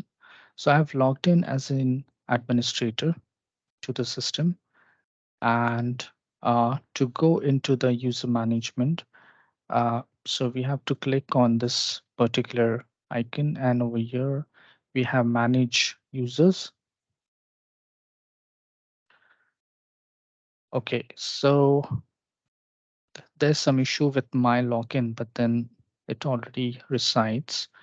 And as you see that administrator is the super user, and hence it cannot be deleted. However, you can delete the custom users that are created based upon the requirement. And you have the groups. So you have three groups. You have API administrator, you have consumer, and provider. So the groups have privileges, and it contains the users. So users can be part of multiple groups. So at the moment, administrator user is part of this group, and it has a privilege for administrator. You have consumer,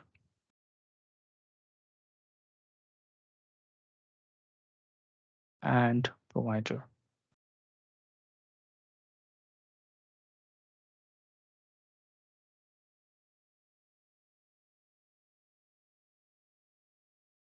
Now let me just take you back to the menu options. So what all we can do as part of administration. We have the dashboard. So this is a dashboard which uh, has many aspects. So currently we are viewing the user analytics dashboard. So here you see that you have two types. One is user sign up and user login. So it talks about how many signups, how many users were onboarded today, and there how many unique logins did the developer portal encounter. So you have the monthly statistics as well. And this is the graph.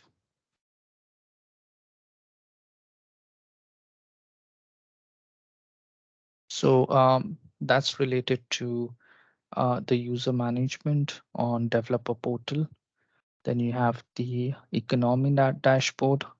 You have the top 5 APIs by view, followers, API trend, then distribution. You have the request trend, and you have the top 5 APIs and the top 5 consumers.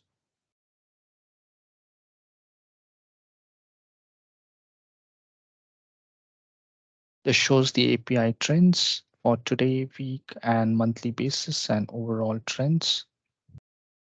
So it gives you the access trend, the response time. You have the top 5 APIs with regards to access. Then you have API access by status, the top 5 applications by APIs, top 5 users.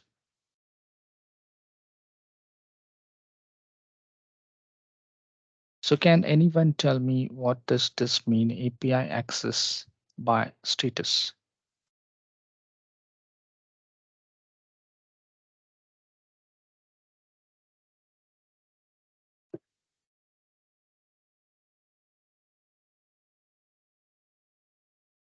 Meaning status code 200 or 404 or 500. You mean the response code? Maybe. Okay. This is what I expect.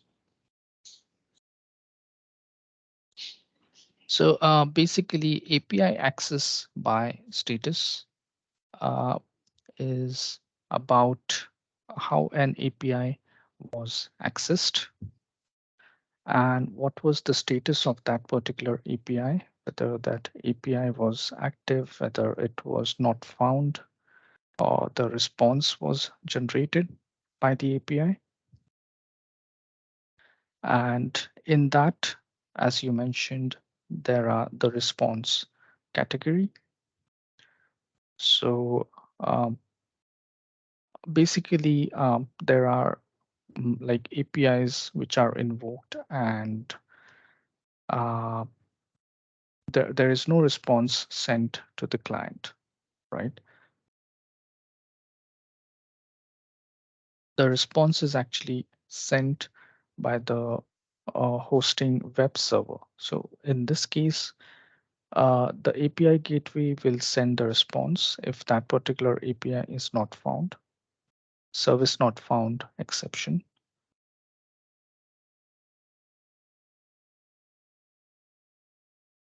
Okay, so that's about the API dashboard that we have on the developer portal.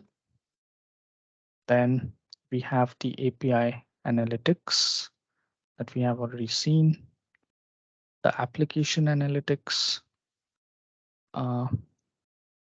So for application analytics, we can actually enable the owned applications.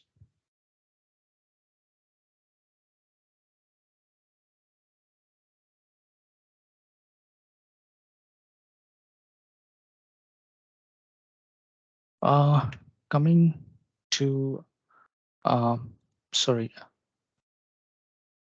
the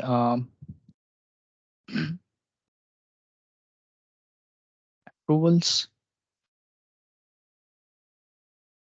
So these are the approvals for application requests, and these are the user onboarding requests that we have.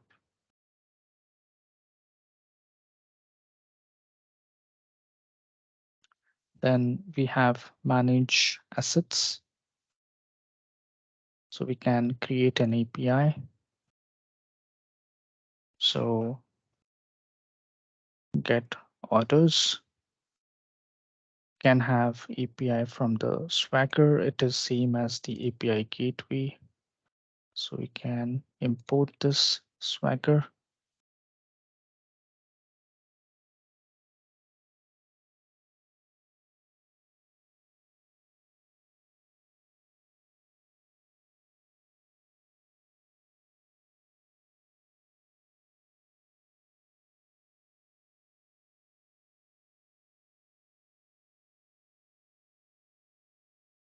Okay, we can create the version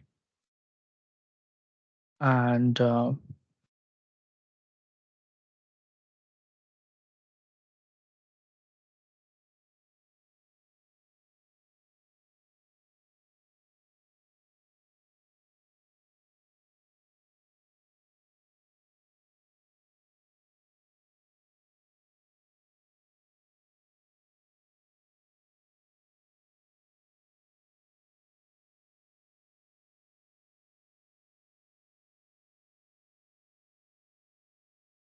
So these are the resources that we have.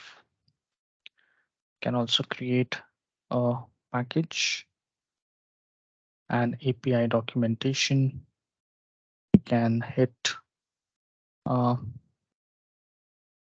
particular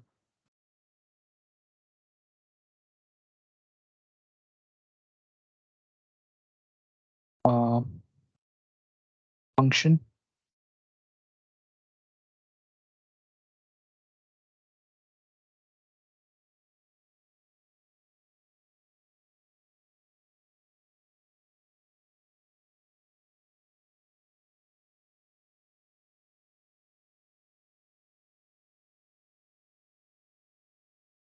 Okay, so we need to add the value here.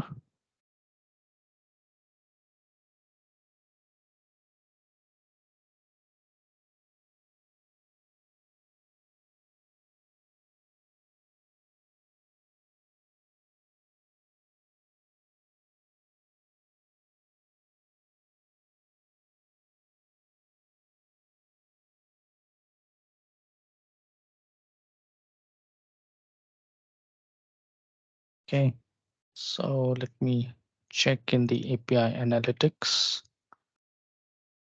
dashboard.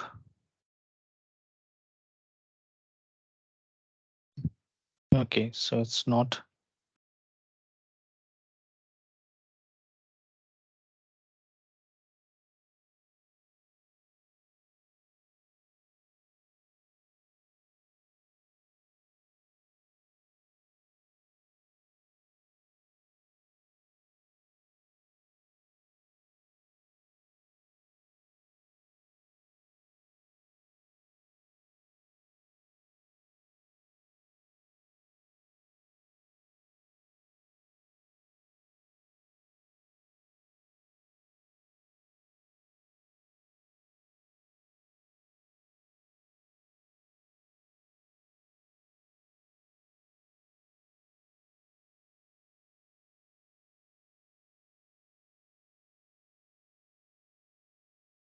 Okay, so key is name, a city. Authorization, I don't have any authorization.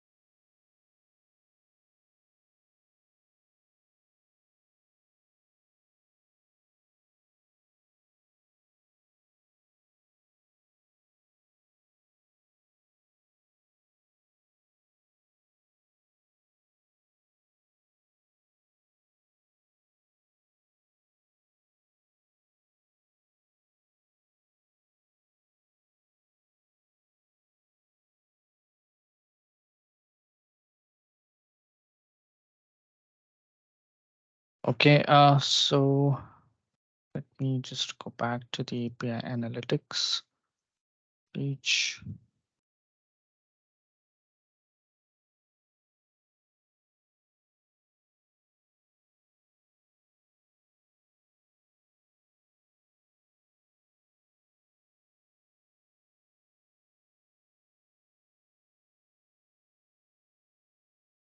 Okay, so I have the view count that is increasing, and the invocation is not happening.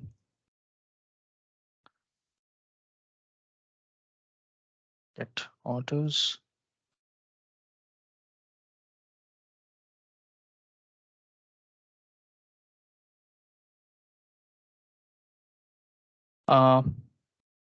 Okay, so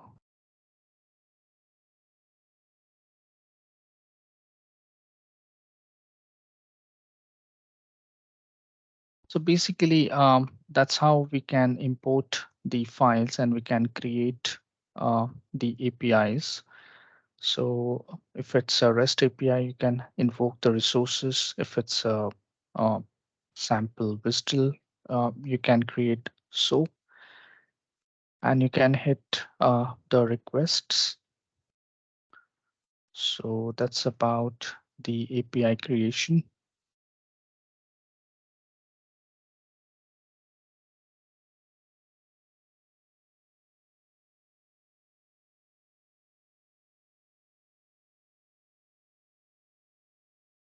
Then you have manage providers. So we can create a provider with the name, description, can have the APIs. We can attach the APIs. We can have a callback.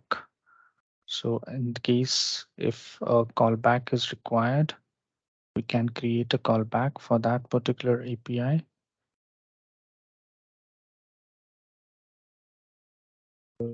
Provider.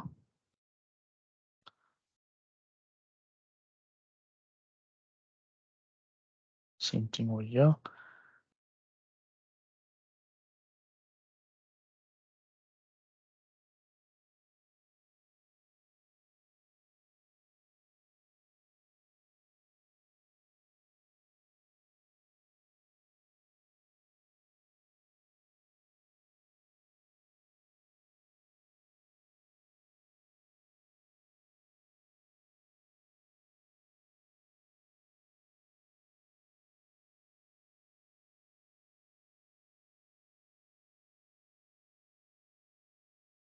Right. So we can actually customize this API in the sense, say, for example, if there are multiple developers and they want to add any functionality, so that particular user can add the functionality and he or she can maintain that documentation.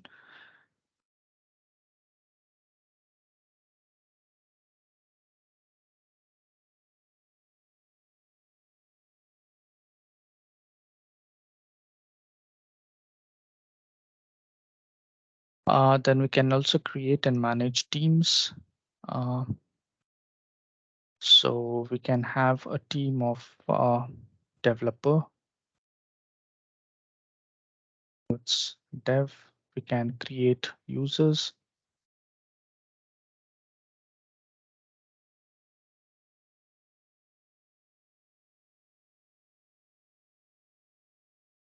Okay, and we can actually link this user.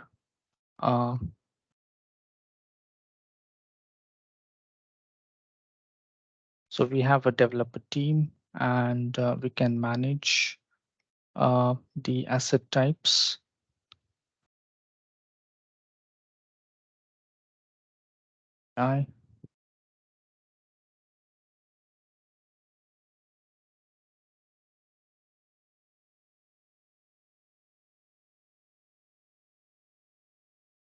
So these are the custom assets. And obviously, we have the APIs in the form of the asset management policy.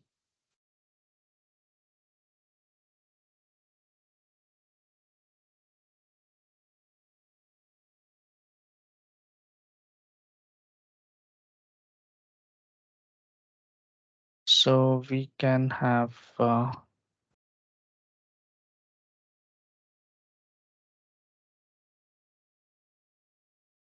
the particular community. So here you see that these APIs are part of the public community. So in case if we want to make them or restrict their access, we can create the teams and we can actually give access only to those team members which are required to hold the access for the APIs.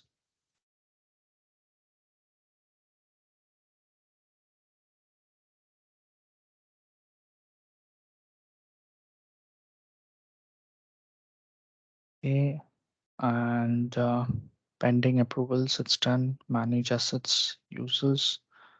So we have created the users and we have the API consumer. So I have attached this user to API consumer.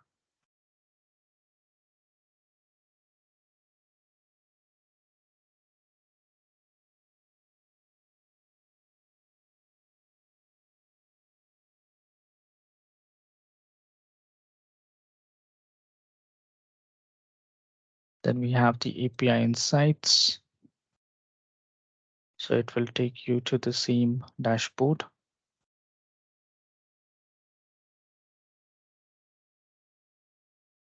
And over here, you will have a user-based or the consumer-based statistics. How many APIs were uh, created by this particular user.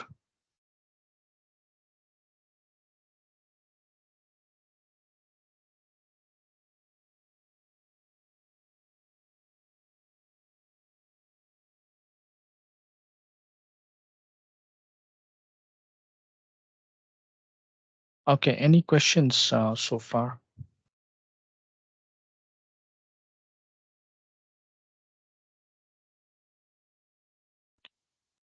Let me just go to the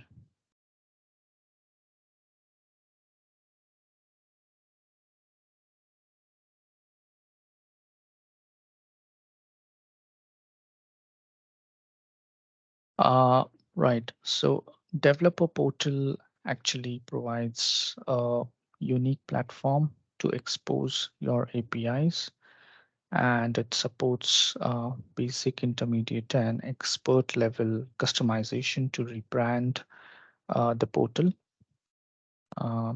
Then various options to register XAML, SSO, and LDAP. And the users are well equipped with the API trends, and it allows customers to view and try APIs and provide collaboration capabilities. So you need to install the developer portal. So that's with the installer and configuration. You need to set the administration settings, customize the UI.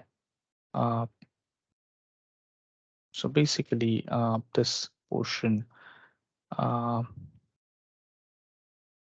we can have a customized portal of the UI, and then you have the users that will be onboarded, and the API analytics. So that is when you can publish your APIs and check uh, how many or the relative count of the consumption trends. Okay, so this is the API developer portal UI, how it looks like. And we have already seen the difference between API gateway and developer portal. So talking about the user management, users are managed with a non-system account. So these are the custom users. Uh, Later, these users become either consumers or provider of the API. So as an administrator, it is our job to onboard the users and define the groups or the relative groups to those users. So we can also design for an approval strategy so that the new sign up requests can be processed, and the user privileges can be managed properly, and configure advanced security settings. Then we have the user onboarding. So the user is onboarded mainly through these four types. That is native registration, wherein it allows users to sign up with the developer portal and add the users and user groups throughout the developer portal UI. So let me just show you this user management. I think I have the access.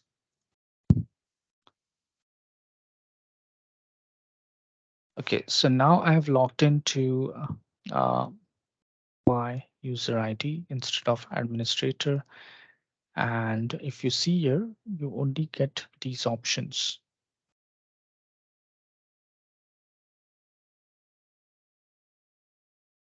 Right, so there is no API analytics or publishing the APIs.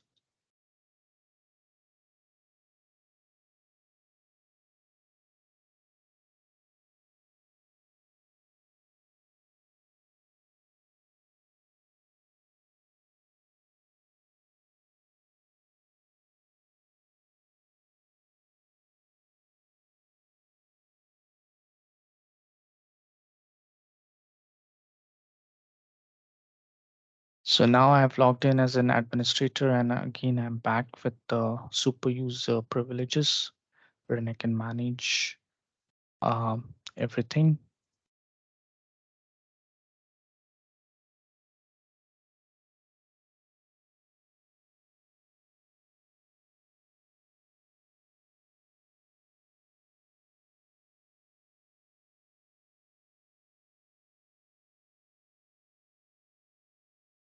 Okay, so we have seen the native registration.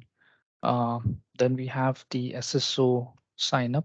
So it allows users to sign up through an single sign-on authentication.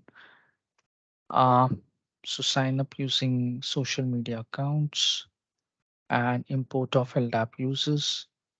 Import the user and user group using LDAP protocol.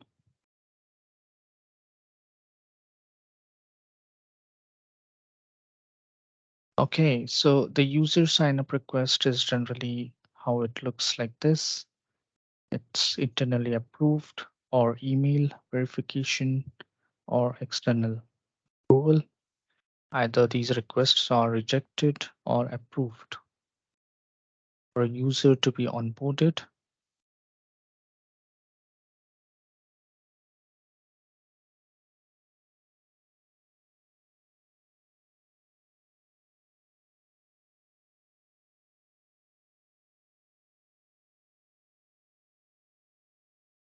right.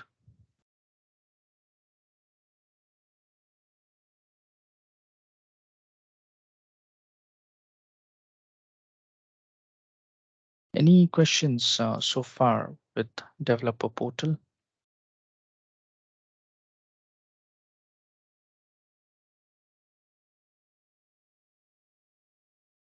I have questions about what the difference between API portal and developer portal. Is the developer portal replacement for API portal? Yes. So basically, we had an API portal which was used as a developer portal. So we have all these functionalities, as you can see. I don't have the API portal installed with me right now, but you can do the API discovery. You get the analytics dashboard. And the reason why an API portal was, discarded and you have the developer portal is, as I showed you, developer portal, it runs as an independent hosting mechanism. The only thing is that we need to connect the API gateway to publish or expose the APIs through a developer portal to the consumers. But in case of an API portal, it was part of the API gateway. It used to run, not as an individual unit.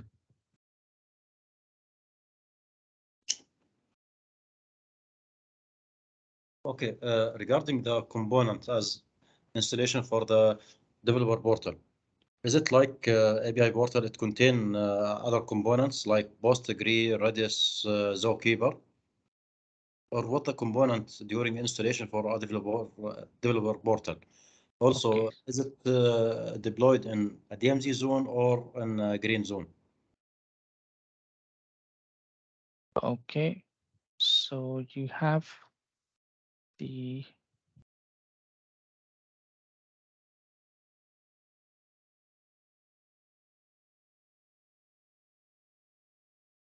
so as you can see here, a developer portal requires an API data store, right? Okay. So this is an Elasticsearch. Mhm. And if I unselect it, it says that developer portal requires this item. If you unselect, the installer will unselect the developer portal as well. So it's installed, embedded in the developer portal on the same server, API data store. Yes. So Not like it is, not like API gateway to be externalized data store. yes, correct. So it is actually a part of a green zone installation server, and uh, it is to be installed at the backend. So an API gateway will serve as the front end client facing um, API management server, and you have a developer portal at the backend. So if I customize developer portal as branding, okay, and I need a consumer to connect to this one and request API, for example. So this one, in this case, it will be published externally, right? Yes, even your green zone API portal, I mean the developer portal, it can have access, but then as I mentioned, if we see here in the users, you have uh, the administrator, API administrator, but then there are three privileges. You have the provider and consumer, No, no, right? I am not talking about privilege. I am talking about architecture now. Okay, architecture for deployments. Now, in this case, it will be in a green zone. Okay, and all of us we know a green zone not exposed directly to internet. It should go through a DMZ. So in this case, we should have components in DMZ. From DMZ, it will be published externally. Uh, see, even in green zone, uh, like you can have your APIs which can be published directly through the internet. So you have a whitelisted IP, and through an external firewall, you can invoke the APIs directly which are residing on the green zone. So the call does not come via a load balancer. So a traditional request via the API gateway won't come. You will have the green zone API layer in terms of the developer portal APIs, and uh, the particular privileges that I was talking about, they will come in picture to invoke the APIs directly. So that is part of a different architecture what we have. But to answer your question, yes, developer portal resides in the green zone. Okay, so let us return what the components are installed with the developer portal in addition to a data store. Is it contain also embedded database? Yes. What the type of database is embedded in developer portal? Okay.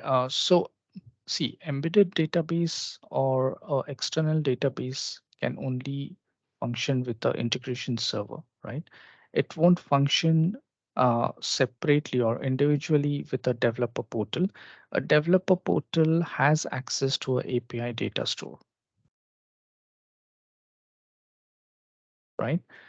So all the assets and all the data that will, uh, be synchronized through an uh, API portal engine that basically runs along with the developer portal in the green zone.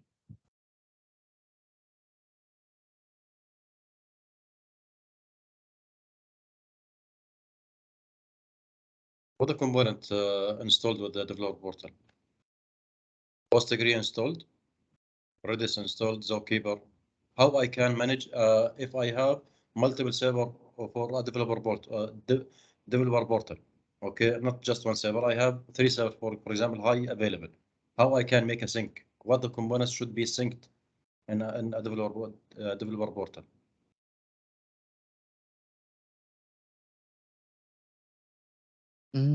Okay, so let me just open this architecture.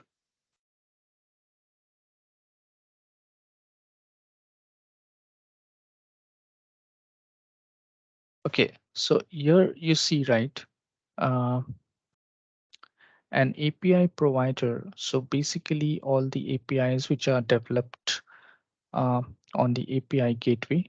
So they will be exposed via a developer portal. So the synchronization will happen through the API gateway itself, because the API gateway, it is actually clustered, and the component that runs independently is the developer portal. So these are the runtime API enforcements, or the APIs that are to be exposed to the consumers directly. So they will be synchronized via the API gateway.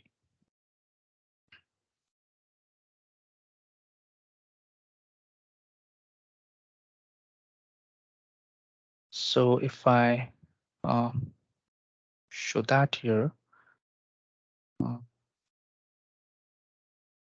in the administration,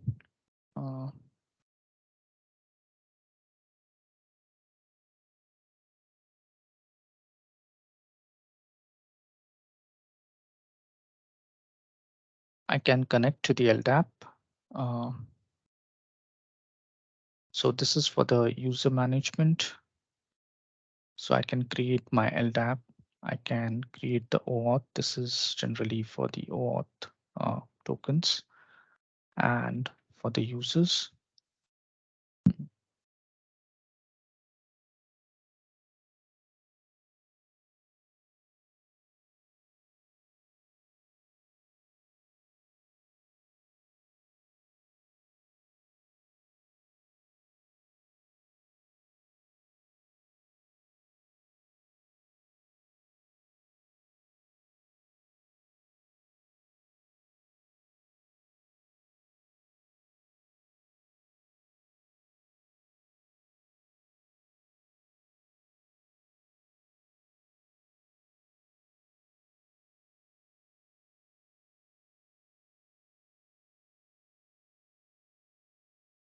And then we have the event logs and the backup and restore. So this actually happens for that particular developer portal instance.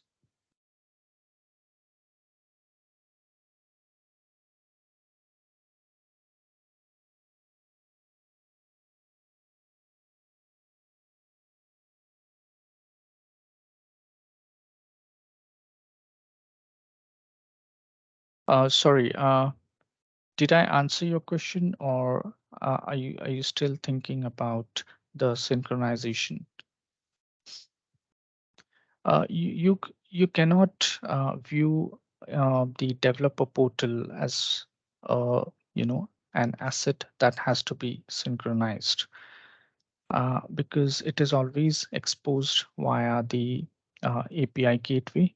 So you have the API gateway which actually exposes the APIs through the developer portal, and obviously the APIs, they reside on the API gateway, and then the API gateway will expose the APIs. They will be actually discovered on the developer portal, but then you will have the API gateway that will sync the assets with the developer portal itself.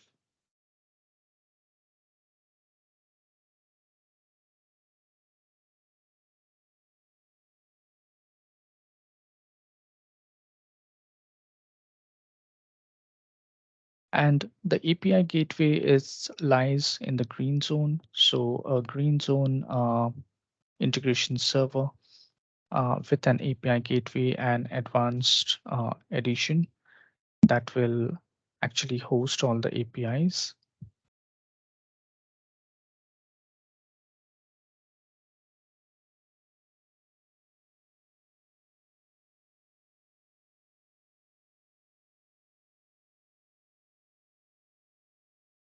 Hello, did you actually understand what I'm trying to say here?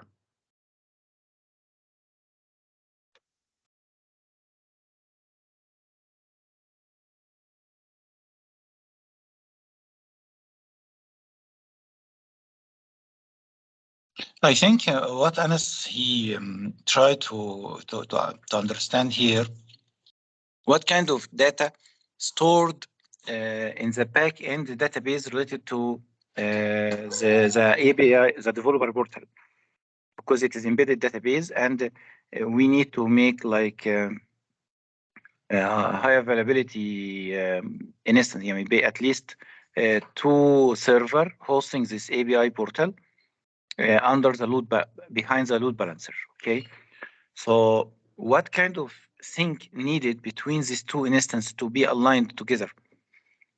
So, as based on my understand, the workflow and the users registered already saved inside the through gateway. And the gateway itself, it's saving this information in Elastic. Okay, in the Elastic for the gateway, not the portal. So the API itself, it is keep working, and the user will not interrupted. Even this API portal, it does not exist. But the user retrieving the credentials and information from the developer portal related to the API key, the token, or whatever his user information, right? That's correct. Yes. So what we are talking here, if I have 2 instances of the developer portal and I already make changes to 1 instance from the load balancer, how can I, what kind of sync mechanism I need to apply to keep this both instance identical, maybe from the point of view of the themes or the configuration, the setting, and maybe it is, if it is managing the analytics or whatever, what kind of data stored in this embedded databases, and what kind of files and configuration need to be synced between these 2 instances. Okay. So let me just log into the API.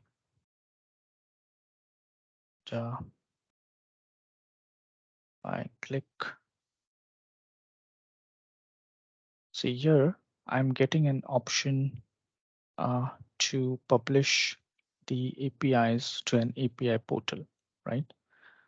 And either I can use it to configure or publish the APIs on the integration server or the service registries.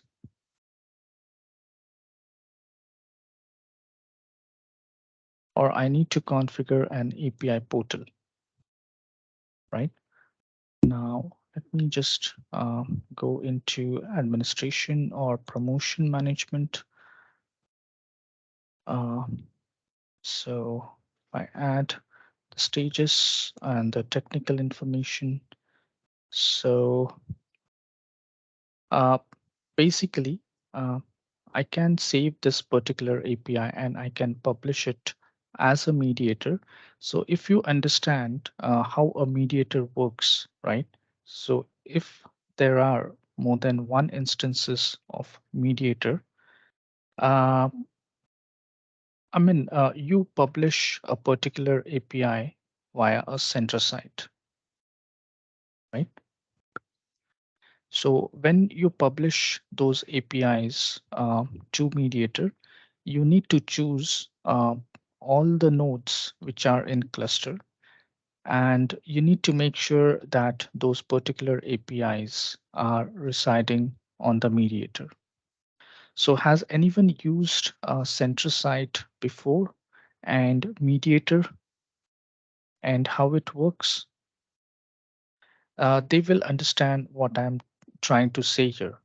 So what we do is in Centrosite, we create the repositories, we create the APIs and the routing protocols. But when it comes to publishing the APIs, we select all the Mediator nodes, and we make sure that when we publish the APIs, they are published to all the cluster nodes in one go. So we click on publish on Centrosite, and then the APIs are available on Mediator.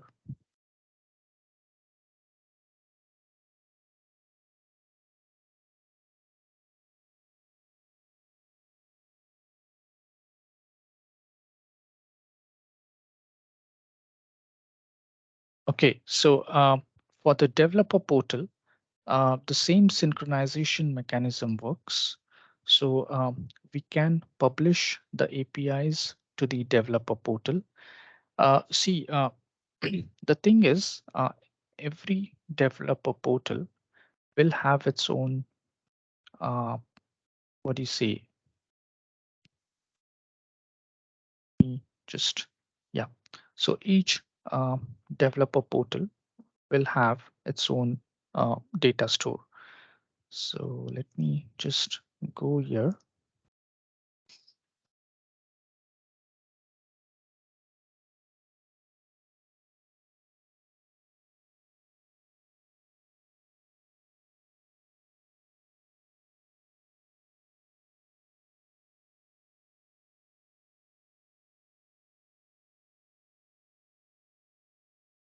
Okay, so here you see you have the Elasticsearch, and you have the basic users and roles. So all these are created in the internal data store for the developer portal.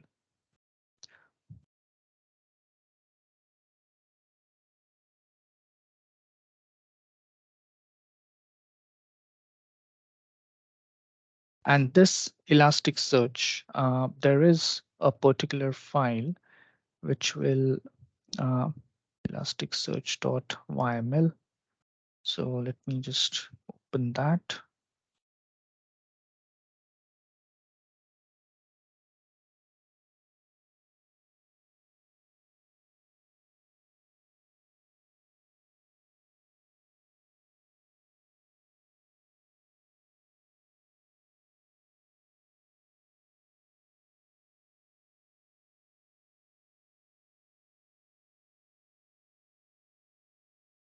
Okay, so here you see that you have the states that are to be maintained. So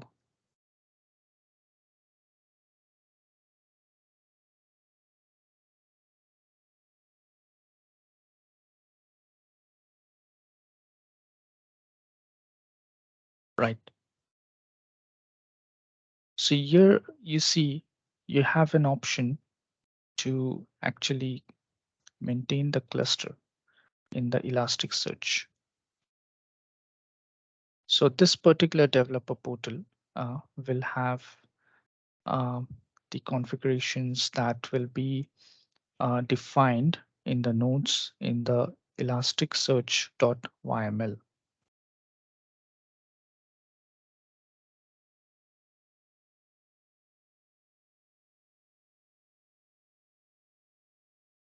So that means we able to create a cluster, Elastic cluster, and connecting each node for API developer to the same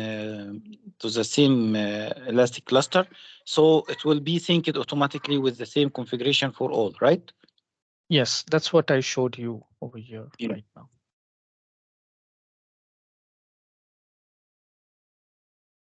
Okay, so we are 3:10 now, and I would like to complete the troubleshooting part that is currently pending.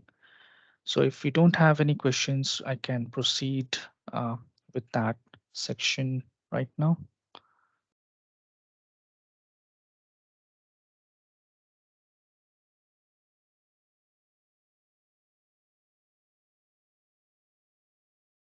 Okay, you can proceed.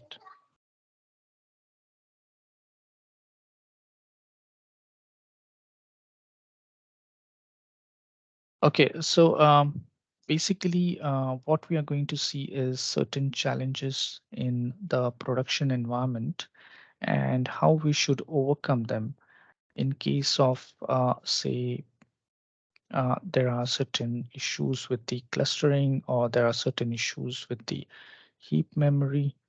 Um, so how we are going to troubleshoot these issues. So I mean, integration server is just one component, but then you basically have to fine tune all the components so that as an administrator there will be uh, a fine tuning of all the components for maximum BAU. Now, the first thing that we all get access to is empower.softwareag.com, and it has a listing of all the fixes, all the warnings, all the critical alerts that Software AG publishes time by time. And this is basically to be visited on a regular basis so that the administrator is up to date with his information. Then uh, the support contact. So we obviously have the support with the incident management portal. We can create a incident to Software AG, and this will be taken care of by the global support team. Then we have the advanced troubleshooting guide. The troubleshooting guide will generally talk about the certain issues which different customers have encountered, and Software AG will uh, document and they will provide a resolution what was given in the past. If it was in the form of a fix installation, it will be mentioned. But then in the Empower portal, we should always have the advanced troubleshooting guide of Software AG if we are using 10.11 or 10.15. So basically, we need to have this handy.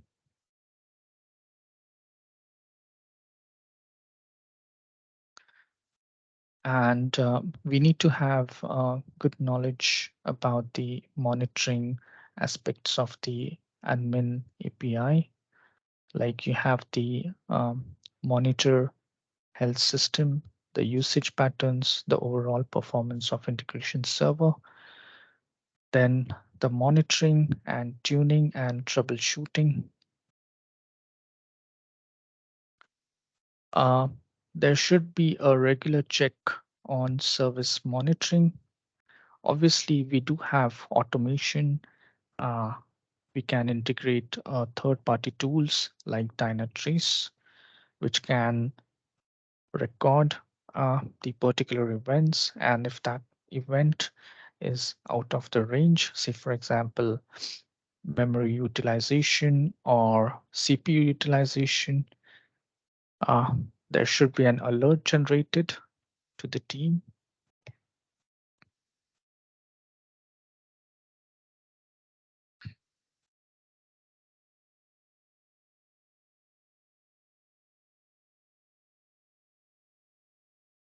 Okay, so based upon the health checks and the issues that are encountered in production environment, so we have certain parameters or the escalating factors that count for the issues. So the first one is the high session count. So what happens when a session count is higher? First of all, any service invocation should not have high session count. If the session count is high, then it can mean that the earlier sessions are not getting terminated. So that will pile up these sessions, and it will also not help in releasing the memory, which will affect the server performance, and the server might become unresponsive and might not take any requests further. Then the threads near pool limit. So this is a very important aspect of integration server. So what happens when the threads are exhausted, right? So the JVM might crash. It might lead to a immature shutdown of the integration server. Then you have the service errors. Service errors are this kind of issue is mainly concerned with the service invocation, and it has been observed that 80% of the service errors are due to the application issues, a config file not found, or the exception not being handled. There are certain service errors that might occur because of resourcing. So say, for example, if a service hits a JDBC service, and if the database is not available, then the main service might fail, but then the root cause is to be identified. That is the underlying service, and that will take us to the database issue. So once it's fixed, everything will be up and running. Okay, and then you have the requests per minute. So requests per minute can also lead to a JVM crash. See if there are any requests which are beyond the limitation of the integration server to handle. It can lead to memory consumption, and maybe the services might not function, um, and it can degrade the response time.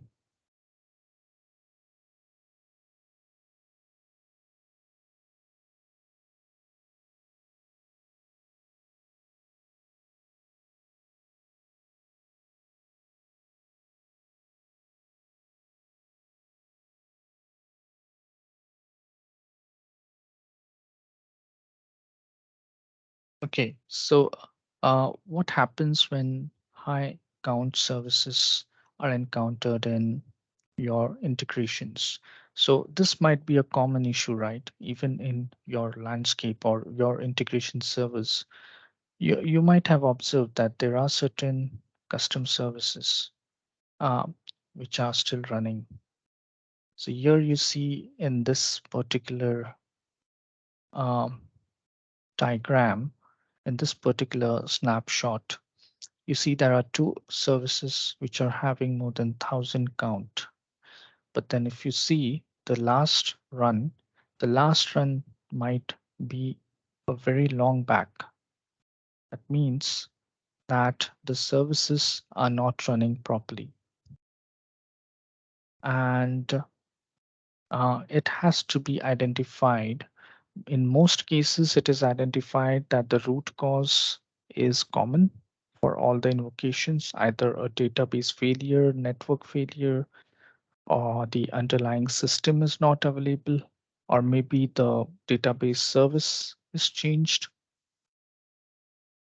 So these factors can lead to, the pileup of services. And then you have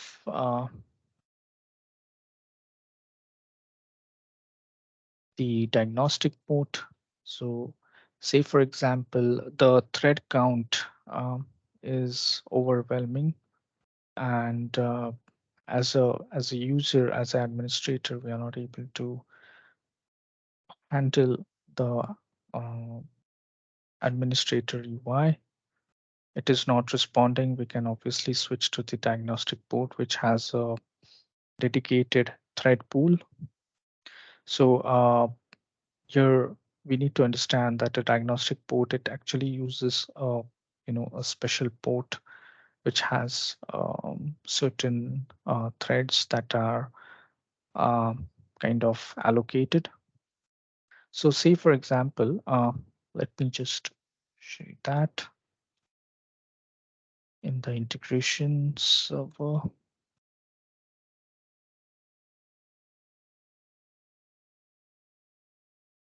Okay, manage.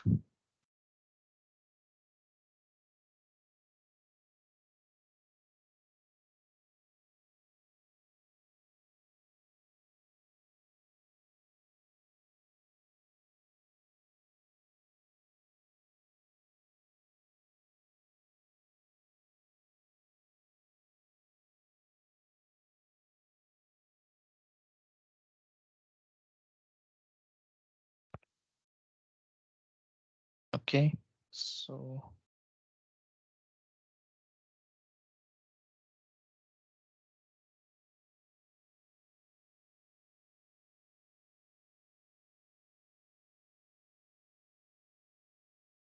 right.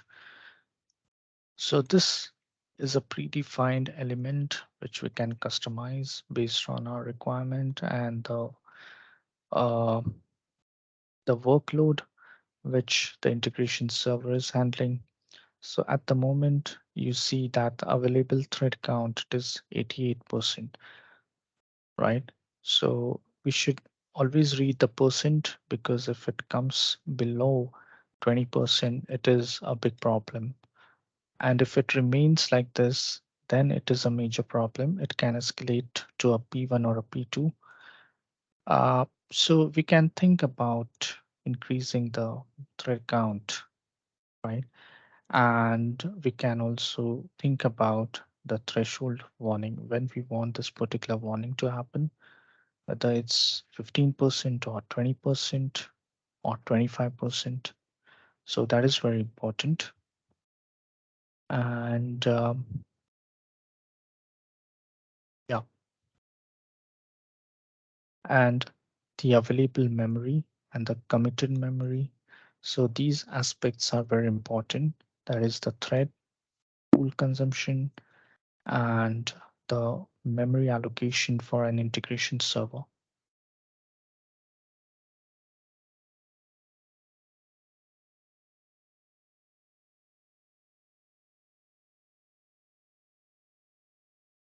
Okay. Then we have the diagnostic utility. The diagnostic utility, it's basically giving one view of the state of the integration server. So just need to go to the about page.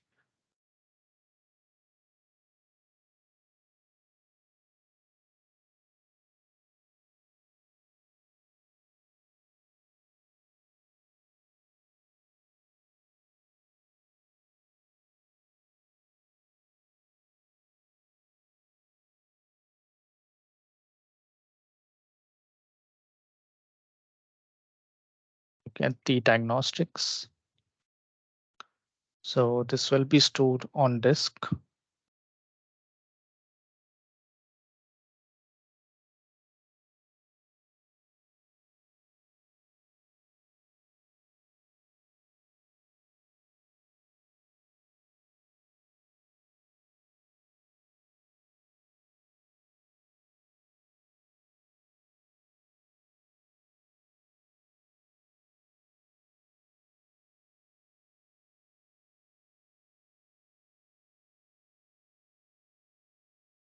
They have the runtime information. So everything from the JDBC pool trigger info, you have the thread dump. If there is any circular dependency, then it can be picked up in this thread dump. As of now, there is no circular dependency.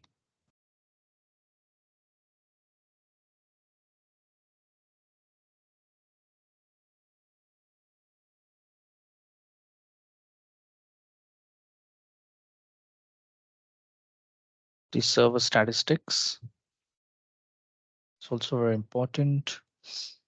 You have the memory used and free, then the uptime,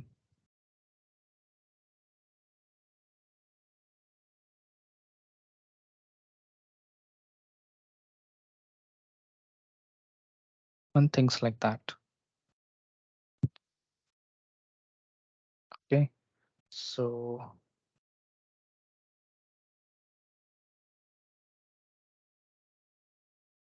this is the API through which we can get the details. Yeah, so as I showed you, these are all the files that are contained in the diagnostic utility.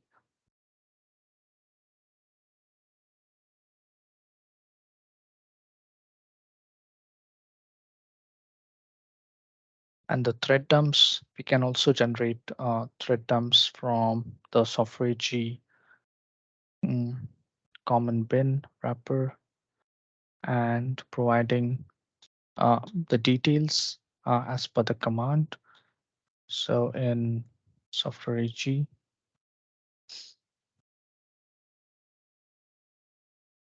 common bin,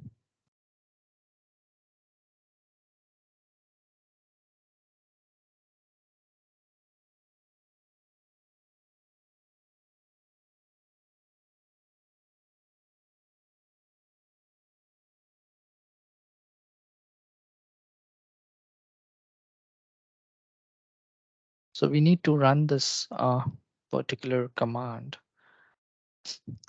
with the wrapper.conf, and this will generate the thread dump. So it will be in the same format as what we got here earlier.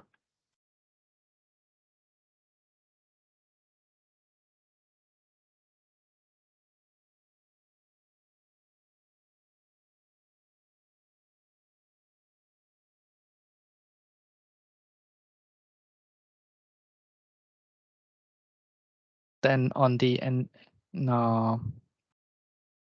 thread dumps, we can obviously create the thread dumps manually through command prompts.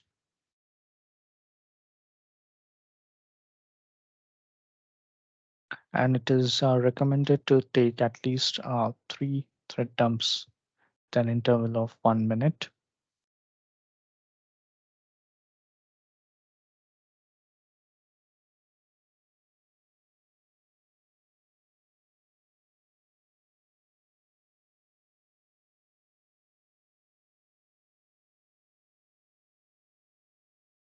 So you have a thread dump viewer. Basically, it will identify if there are any deadlock situation.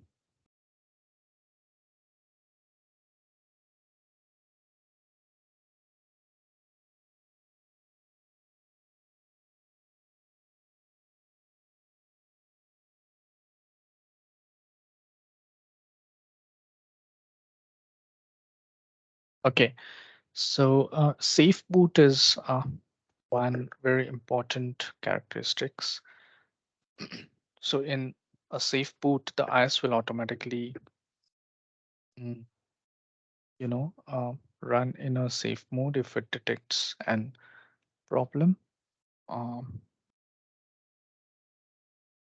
say, for example, if there is any password which is expired, getting corrupted, then it can lead to the reboot in safe mode.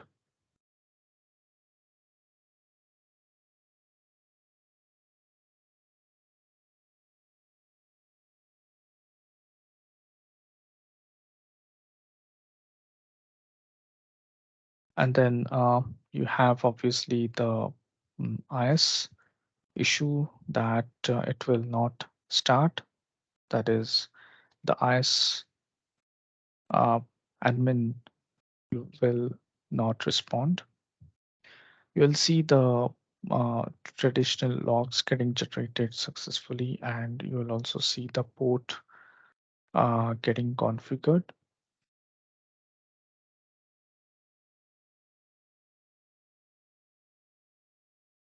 So the general issues will be the IS will not start. It will be hung on startup, and during executions, it will go down.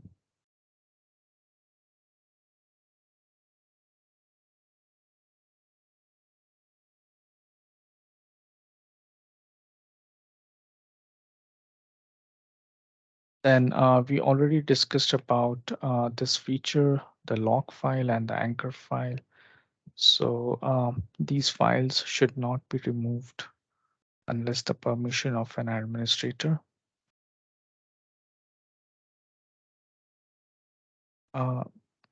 So if we delete a log file, then it will lead to corruption of data and the integration server won't come up.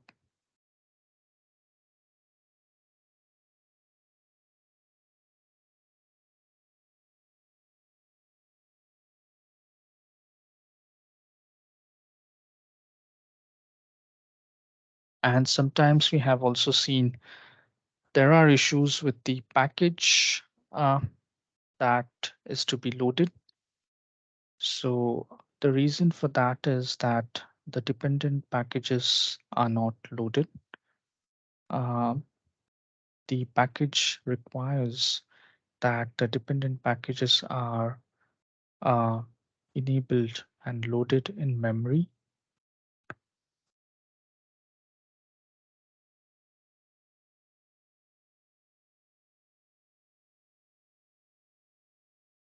Okay, so thread lock or thread deadlock is a condition which occurs when one process it waits for another to get completed before processing, and hence because that process is still running, it is not completed. So we get a thread lock situation. So what is the task that we do? How do we basically understand that a thread lock is happening, right? So you'll get the particular reference in the server logs.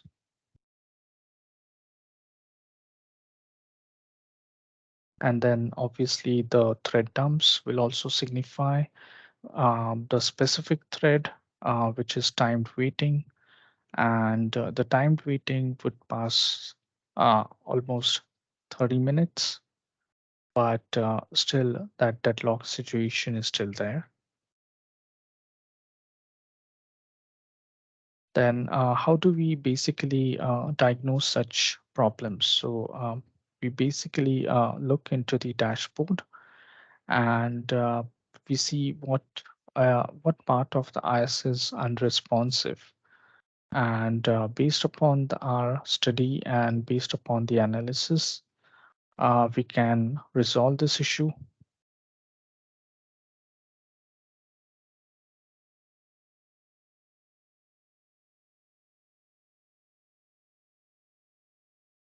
Sorry, team. I'll just have a sip of water.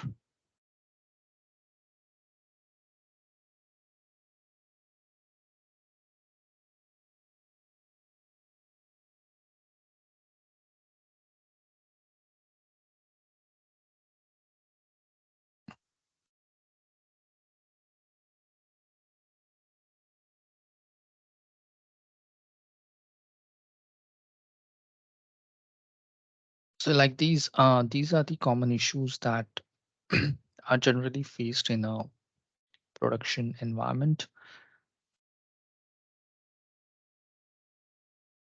So we have certain measures that we can adopt for performance tuning. We can have performance tuning through package management or port management, thread pool configuration, and settings, we can also have the logging mechanism revisited and other performance considerations.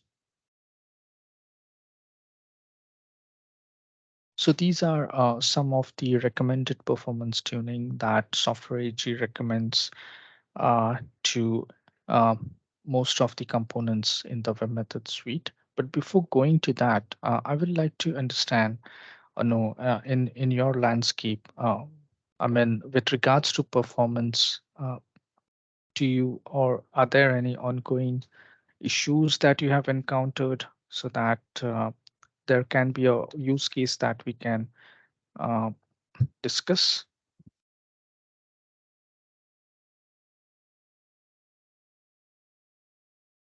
Anyone would like to share certain issues that uh, were very critical and they were also ongoing? The analysis could not happen.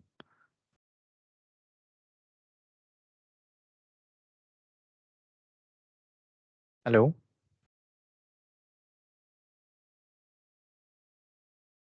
Can anyone speak any such issue that they have encountered in the landscape currently?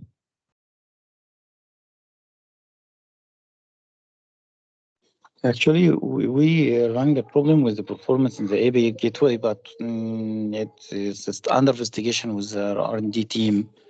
Currently, we are not live with the platform. Until now, we still in performance activity. So currently, we don't have any issues.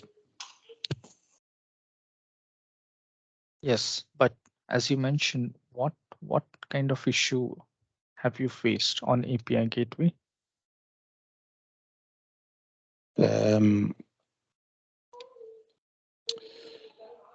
It is related to the performance as we are running the API as a microservices in containers-based installation, and we are not reach to the required TBS. Maybe it is around 16 TBS or 15,000 TBS in the API gateway. And we even we add more nodes to the environment. We still there is no increasing in the it is not scaled, and we have maybe different issues related to the I don't know. Maybe Anas can elaborate more about the issue related to the API gateway and with the Elastic, as we facing a problem and also in Elastic data. I don't remember actually the detail of the issue, but maybe Anas, he can. Anas, are you there? Yeah, I'm listening.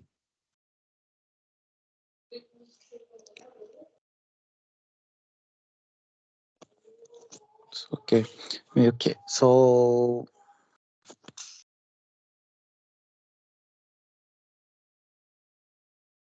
Okay, so what I'm asking is any issue in production which has caused a P1 or a P2 incident.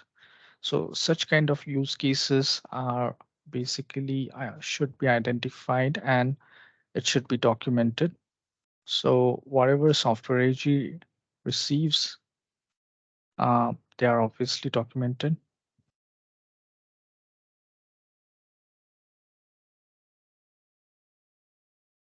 But I don't see any severe issue arising out of this at the moment. Okay, so let's move on with the performance tuning. So it's basically a sorry, short-term guys. task. Sorry, I dropped for the other urgent meeting, so last 40 minutes, I didn't in that discussions. I hear just last thing, Muhammad Abdelkarim asked me about the current issues or the current status for our environments. See, now in the current deployments or in the current setup, we have microservice or integration server and API gateway. Advanced, it's running as a containers, not as a VMs. Okay. And Yes. we're reaching to the bottleneck on the API gateway that's not serving more than a specific number of TPS, concurrent transaction per second. So Mhm. it's at a specific number, not increasing more than this number on the container based. This is on the API gateway. Okay. Okay. This is one of the issue in the current environments. Before, when I ask about difference between API portal and developer portal and the components, okay, we face a challenge about our standard in the security and our architectures that not all components should be on the same servers, because we see in the API portal database clustering, everything is installed as a bundle, as embedded. Okay, this is as a second issue. Okay. Okay. The third one, this is about API gateway types. This is I ask Muhammad Abdelkarim to take lead and continue with the project team about having a standard API gateway to have it in a green zone, in a DMZ zone, instead of the Nginx. Right. Okay. Okay. So Also, let me, if you need to summarize all issue that we are facing, also we face issue in the universal messaging, as I mentioned yesterday, about a clustering goes down if one node goes down, because we see universal messaging or the cluster, it's based on the column formula. That meaning odd number should be available. At least. yeah, please go ahead. I don't know if there's other setup mechanism for the UM that avoiding this issue. Okay. So let's take one by one. Like, I understand that you have the API gateway and the connection with the green zone that runs on a bottleneck. Now the green zone is containerized, as you see, right?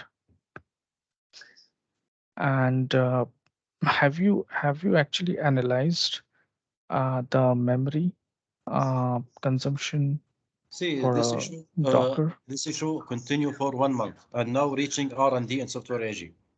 The final recommendation from them that we received yesterday, that moving from container based to VM based, because there is a bug or something issues in a container based image that prevent this, and till now they didn't reach for the root cause.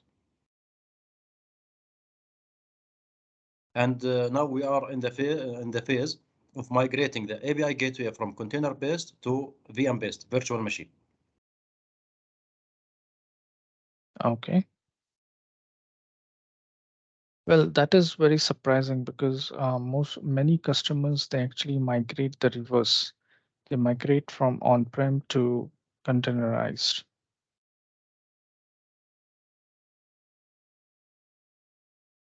Yes, this is strange. While the integration server reaching a high number of TPS on the container based, but API gateway, it's a bottleneck. For example, Okay, so let me tell you the number. It's reaching around 7,800 transactions per second. Okay, while microservices direct to the integration server reaching 15,000 TPS. But API gateway, even we make a scaling, increasing the pods, increasing CPU, increasing memory, not reaching more than this number.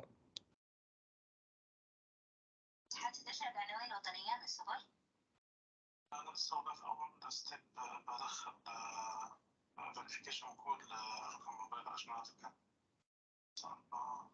Okay, so you can see my screen here, right? Yes. Okay, so this is my containerized API gateway. So I have installed the API gateway. It's a trial edition. And what I see is on my personal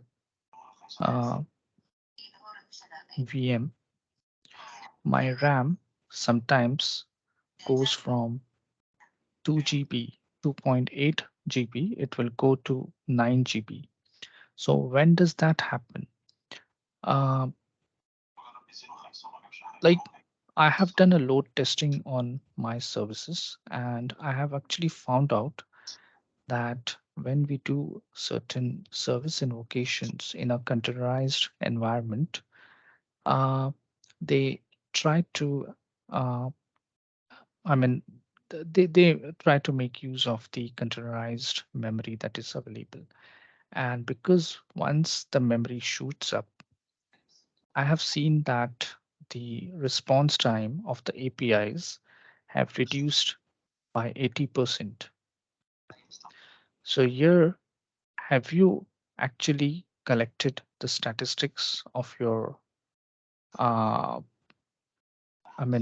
your Docker or your Yes, containerized? yes, they collecting thread dumps. They take a diagnostic files. They take a logs. Also, we take a metrics from the containers, CPU, memory, network, ingress, everything. Okay, so CPU might be external, but then you have the memory that is very,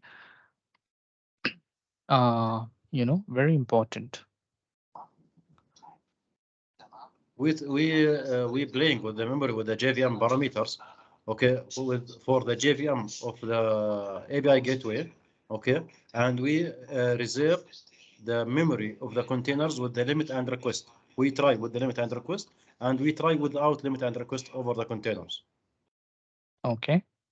Okay, the same way we try all the solutions from our side, and reaching to the R&D and software AG, and they simulate the same issue in their lab, and we find the same behavior in their lab also on the container based. This is based on the report that we received yesterday from the team, from the software AG team. Okay. All right. So to simulate that particular issue at their end, was there any kind of tuning that they did, or was it a random experience for them? They did a lot of tunings on the configuration parameters. Also, they install latest hot fixes on the API gateway. And I need to mention one point here. We are using 10.11. Okay. Okay, with method 10.11, not the latest one, 10.15. And see, I from the first sessions, I send inquiry to the project team why we are not going with the latest version. Until now, I didn't get feedback from them. See, I mean, the version number or migrating to a higher version, it's always a good idea, but it cannot be considered as a recommendation every time, right? And it all depends upon what all infrastructure and landscape you are in. And you might not even need to upgrade to the 15 environment. I mean, I'm just talking in general terms. So it all depends upon like what is the infrastructure and what are the issues or what are the requirements based on those things, because 10.15 right now, it comes with limited fixes at the moment, and it can also generate some new errors into your environment. I mean, I'm not talking about the product as such, but there can be some external factors like the JDBC connectivity or any sort of things that we can imagine of. So it has to be looked up with a 360-degree view, and we have to consider all the points. But yes, uh, even 10.11 is very stable. 10.15 is also very stable. Uh, but as I said, like it all depends upon different factors. But to kind of have a reference, this particular performance tuning sheet that I have, right? It talks about everything. It talks about what all things that you need to actually consider to fine tune your applications. So uh, I have this list. Say, for example, the capacity planning, right? So in the capacity planning, what all things that you need to think of? You need to think of the capacity analysis, the hardware, the JVM, then the OS patches, firmware and fixes, and uh, all the factors that will make up a fine-tune, landscape. So, I mean, uh, to help you out, like I can also share this as part of your standard operating procedure, right? See, for this we already follow the same approach in our environment for any application or any project. We follow this as a capacity planning and performance planning tuning. Okay, we take care from the infrastructure side about what the capacity that are needed. Also, we are scalable. Okay, we try to scale also. We try to scale API gateway to 9 pods. Okay, each pod with the 4 cores and 8 GB memory, but the same behavior. Okay. Okay, something not related to the scalability itself or not related to the computing power. It can also happen because of the TPS. So a TPS should always have a spike during certain hours, right? Mhm. It can also happen that the TPS count goes high during certain time period, and this, if it is repetitive, we can actually trace the pattern, and this can lead us to the conclusion. So, have you has your team worked on this kind of analysis, wherein like the as you mentioned that the TPS count is very high sometimes, and this makes the server performance to go down and degrade sometimes. No. See. As a TPS, we trying to reach the highest number. Okay, this is our target to reach highest number on the TPS. We try to reach 15,000 TPS. Okay, we reach it direct on the integration server, but on the API gateway, we didn't reach more than 7,800. While the performance or the computing powers, it's normal. There is no consumptions on the computing power. It's See, it can it's also around. happen with the JVM memory allocated, right, to your API gateway. There They can be the difference. they Then, they take they take a trend dump, okay, and they analyze the trend dump. They didn't find any deadlock or bottleneck on the threads. okay. Uh, so you're seeing that the IS had double TPS Yes, than what the API gateway did. So you did this on a load testing environment. yes. Okay. It is also advisable to produce this result with a different, you know, with a different request. See, for example, if you're simulating this from a SOAP UI, or maybe you can use some other like Postman or See, they try with the MOOC service in the API gateway, not going outside API gateway, without any dependency on the backend. Okay. So a mock service it actually helps to reduce the API response time, Yeah. right? And I would say that the 7,000 TPS for a real-time scenario, it would actually come down further to 4,000 or maybe 5,000. Yes. But a mock service, it's not a real-time approach to test or do a load testing. No, we try with the MOOC API, okay, just to see if the API gateway reaching higher number on TPS, but unfortunately, no, it's stuck. Okay.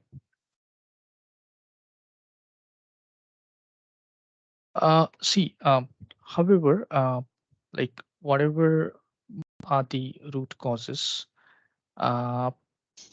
so say for example, like the screen which I am presenting, it talks about certain packages that needs to be disabled or they should not be deployed at all. So all these practices, there might be some, performance tuning parameters that might have been left out. So there is a loophole for these type of issues to come up. So I can share this list of fine tuning activities, and this can help you in doing a better analysis. Okay, good. And Because see, disabling packages or unneeded packages, this is not done. They not going with disabled unneeded packages. This is screen. okay, so that should be done because that actually. So what happens is like uh, some packages which are not required, right? Although they are not invoked, but still they reside in the memory of the JVM.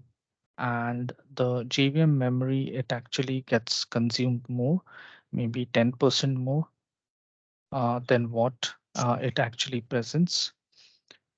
So all these factors need to be studied. So there are many, as you can see, uh, I have like more than 30 fine-tuned parameters that needs to be considered, right?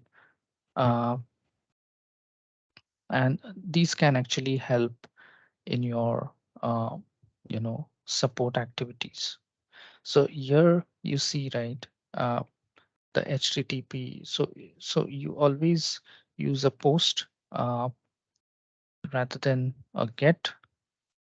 For large documents, you use a post method, and you use the content length in HTTP header, which is more efficient. It's good to share this document with us. We appreciate this one. No problem. I can do that. I can do that offline.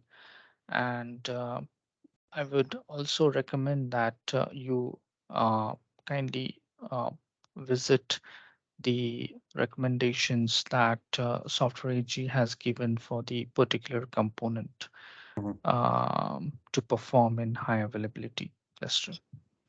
Yeah. So thank you so much, team. So that brings to the end of today's session. And we would like to conclude the training Thank you. Thank as you of for today. the time. Thank you for time and efforts. Thank you. Thank you. Thanks so much. Bye-bye. أبعتها لك وعندك